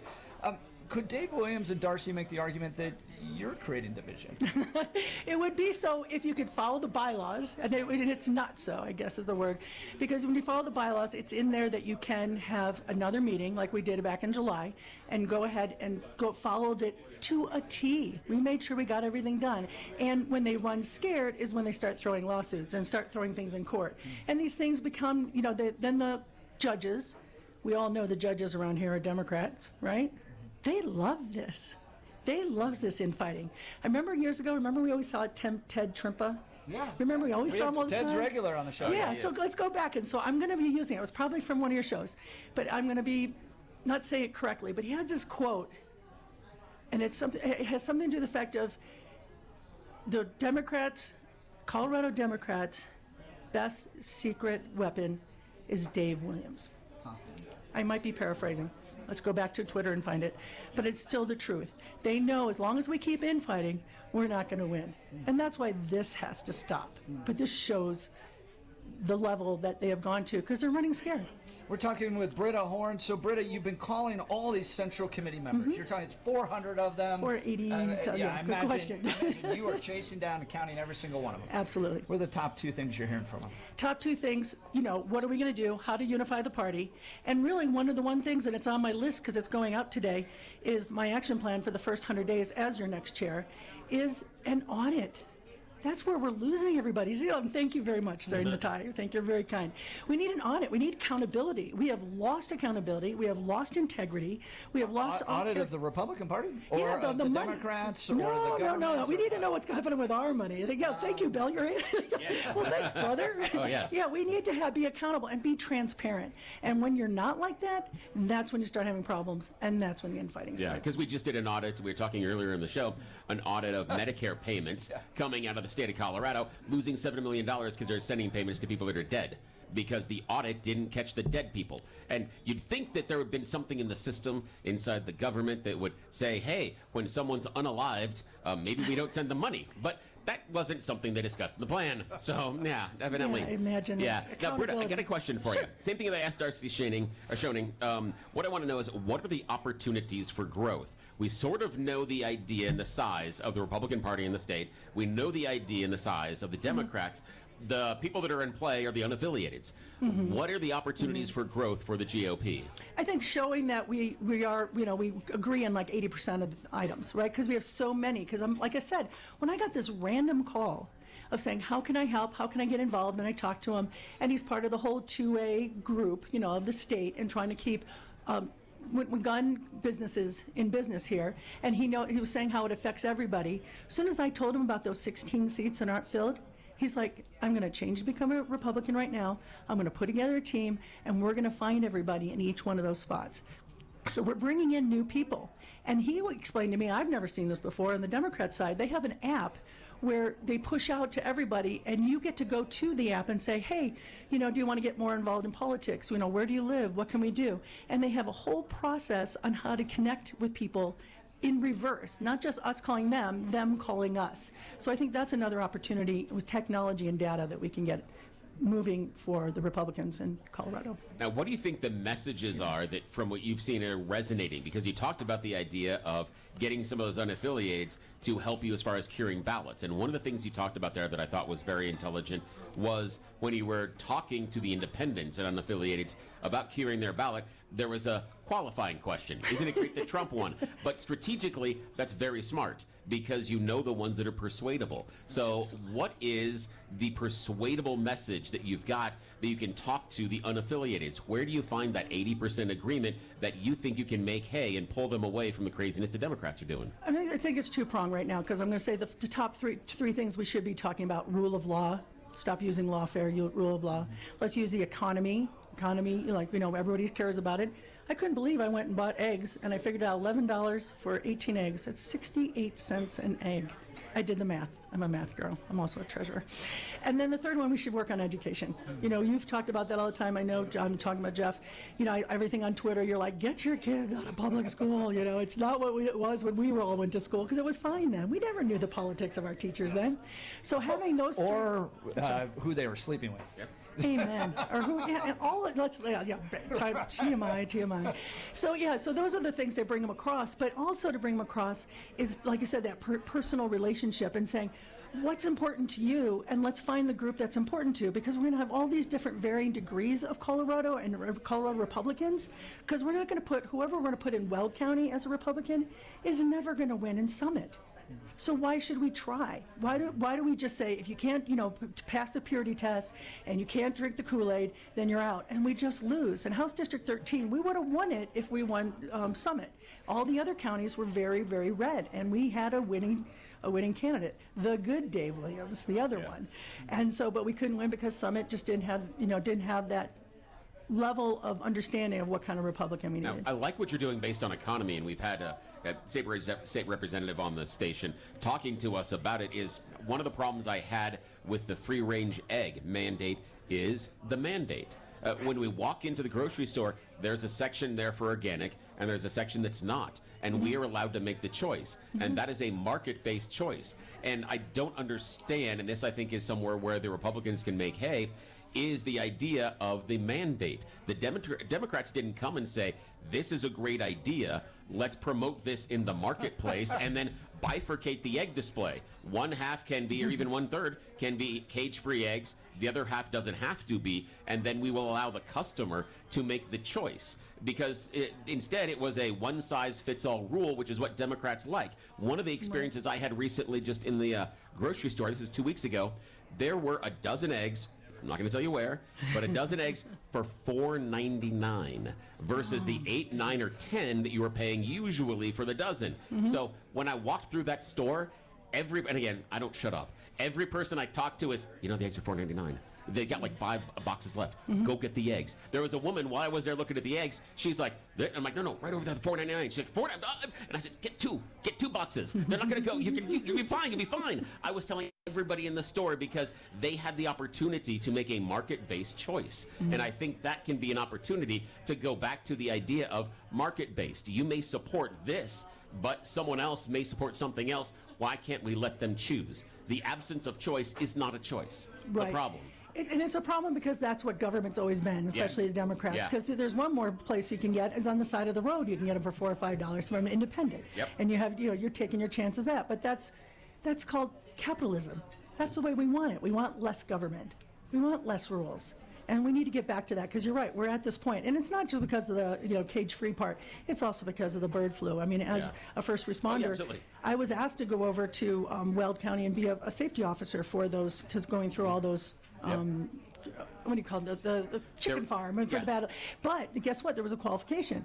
They're like, if you have any chickens on your farm, your ranch or farm, you can't come because I could, bring the flu over. So I wasn't even allowed to go. Oh, you guys are missing out on it. You should raise your own chickens. That way you're spending $700 for a dozen of them. Oh, that's wonderful. You've won me over, sir. Your economic argument succeeds. We're talking with Britta Horn. She's running for chairwoman of the Colorado Republican Party here in Colorado. She's battling currently right now Darcy Shanning. So let's talk about this dynamic here. Dave Williams hasn't announced he's running again. Now he has until like 5 minutes before the floor vote. He can take this all the way up until March to do it. But then Darcy, so what do you think's happening? Darcy works for Dave.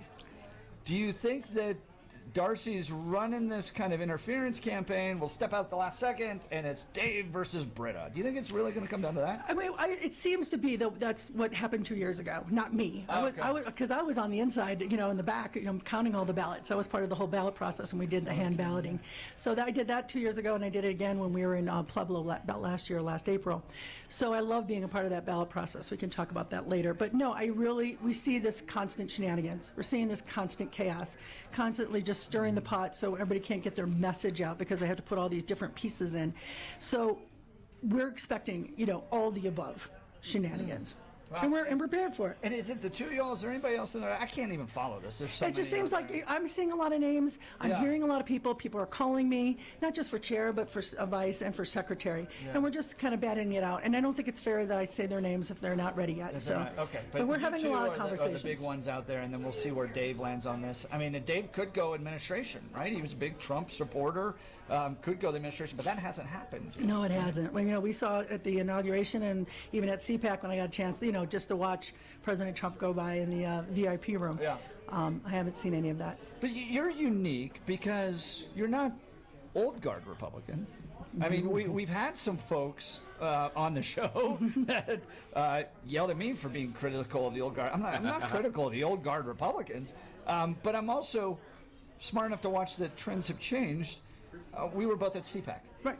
Mitt Romney won CPAC in 2012. Remember that? Yeah. People don't remember that, right? I know. Mitt Romney won CPAC in 2012. You couldn't find anybody from 2012 at this year's CPAC. It is all MAGA, Steve Bannon, Tom Homan, Donald Trump. America first. America first. Things have shifted within the Republican Party, and that happens. And you have to. That's what I'm saying. Because, people are saying, like, when we worked together, you were talking about we worked on the Bush campaign together. We wouldn't dare say a Bush name now. I know. Look, you looked over your shoulder going, oh, she's you voted for Bush. Were you a Bush guy? You were a Reagan guy. Which I was a Reagan guy. You weren't necessarily Depends on which Bush. Depends on which Bush. HW. I was senior Bush. Yeah, exactly. So going back to, like I said, it does go up and down, and it ebbs and flows, and you got to go with the people. Our new generation wants back to what we were at Reagan days. I mean, we've gone full circle here, and even Barry Goldwater days. Let's go. To point out about you that you led the volunteers and a totally MAGA-dominated CPAC. Amen. Yeah. Right, like you're like at the center of the Trump world right now. And I appreciate the opportunity from CPAC and ACU, the American Conservative Union. I'm really happy with close with the Schlaps, and it's just, they make you feel like family. But then you are part of the family, and they make you be all involved with. How many years have you been doing that? I started 8 years ago as a volunteer, and I was a momator for their parents. So their moms and aunts and fathers would come, and I would be, because of my fire background and because of my medical background, I just wore a dress and high heels and carried their purses and walked around with them and made sure they got in line for Trump, made sure they got to their dinner, and they always took a nap, and I got a little free time. Wow. So I just think it's important to point that out, because you're going to get these divisions, right? Right. Oh, somehow Britta's part of the old guard Republican, but no, she organizes the volunteers at CPAC, which is completely MAGA dominated at this point, right there with Trump. And I worked for him, remember, in 2020. I was down in New Mexico. Oh, yeah. Remember, it was all during COVID, and I had an opportunity to go down there, and I had 13 counties from Shiprock all the way over to Raton, all the way down to Albuquerque. And we just ran it hard and really good for Trump. Sorry. No, that's fine. We got to wrap up here. I want to ask you a few more questions. We got at the very end with Darcy talking about Tina Peters. 9 years in jail. Is that justified? Absolutely not. Absolutely not. Do you think she's guilty? No, not at all. No. I just know, because Tina and I go way back, because we're both from the Western Slope, and there was a time, bless her heart, where she thought I was a badass as a treasurer when I was finding corruption and fixing all the problems at the county level up in Routt County. But now all the things she's done, I think this is totally unjustified. We need to get her out. I know there's been some habeas corpus. Am I saying it right? I'm not a lawyer. Okay, sorry. I know, I'm not a lawyer either, but my husband. Firefighter, and Bill and I just eat food and talk on the radio. Yeah. But my husband and I raised an attorney. I'll confer to my daughter. Yeah, but didn't Tina do the crime that she was convicted of? I mean, didn't she? She went in, she took the identity, she, without permission, copied the hard drive information, and then distributed it. I mean, that's what she did, isn't she? Well, I know that's what was said, and I believe the way she's had her what do we talk the right words? All her background, everything that she had, and the reason she was doing it and why she was doing it, I think could have had a better representation in the court case. I don't think she had all her evidence maybe as best as she could have. I think the problem is, though, that she does have the ability to copy it, but she doesn't have the ability to start her own investigation, and that's where she ran afoul of the law. She is not granted the ability to start an independent investigation based on being the Mesa County person. But remember, who's keeping her, made that law, a Democrat Secretary of State. Yeah, but she didn't find any fraud, though, is the problem. I always and saw everything it else. as this great, like, Mission Impossible caper, where if she had discovered it, she would have been totally vindicated, and everyone would have been amazing. But evidence wasn't there. And you can't drop through the ceiling. And she was so confident in her results that she turned the cameras off and stole someone's ID to get there. That's an issue. That's a lawbreaker. We're up against a break here. I want to give you the final argument for your candidacy. Okay. All right. Follow Real Britta Horn on X, but she's one of the big two running right now for state party chair. Closing argument. Closing argument. So voting for me is a vote for change. Vote for common sense. I'm going to say, even like I said, my first 100 days as being the chair, vote for sanity. We have the votes, we have the numbers, we're switching everybody over. They're getting tired of the chaos, they're getting tired of the shenanigans, they're kind of tired of the Democratic version of lawfare against our own party, our own people. And it's time to stop that and start winning races. Let's start getting people across. Let's find all our, we have so many Republicans that still didn't even vote this last year. So we need to get out the vote, and we have to do it as a team, as an army. Find the group that you want to be a part of, and let's get on the team, and let's move forward and move this boat straight forward to wins. That's Britta Horn. She's running for state party chair. You can follow her at x.com/Real Britta Horn. Thanks so much for joining us. Yes, thank you. Appreciate it. Crowd's glad to have you here as well. So kind. We'll be watching all of this debates happening on the Jeff and Bill Show. This is Denver's Talk Leader, News Talk 710, KNUS. Right.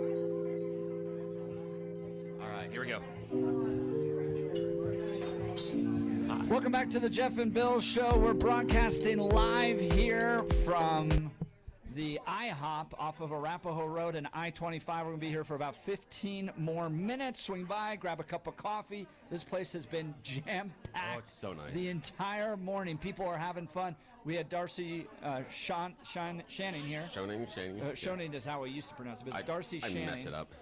And then Britta Horn. So the battle, like seriously. Yes. Oh, yeah.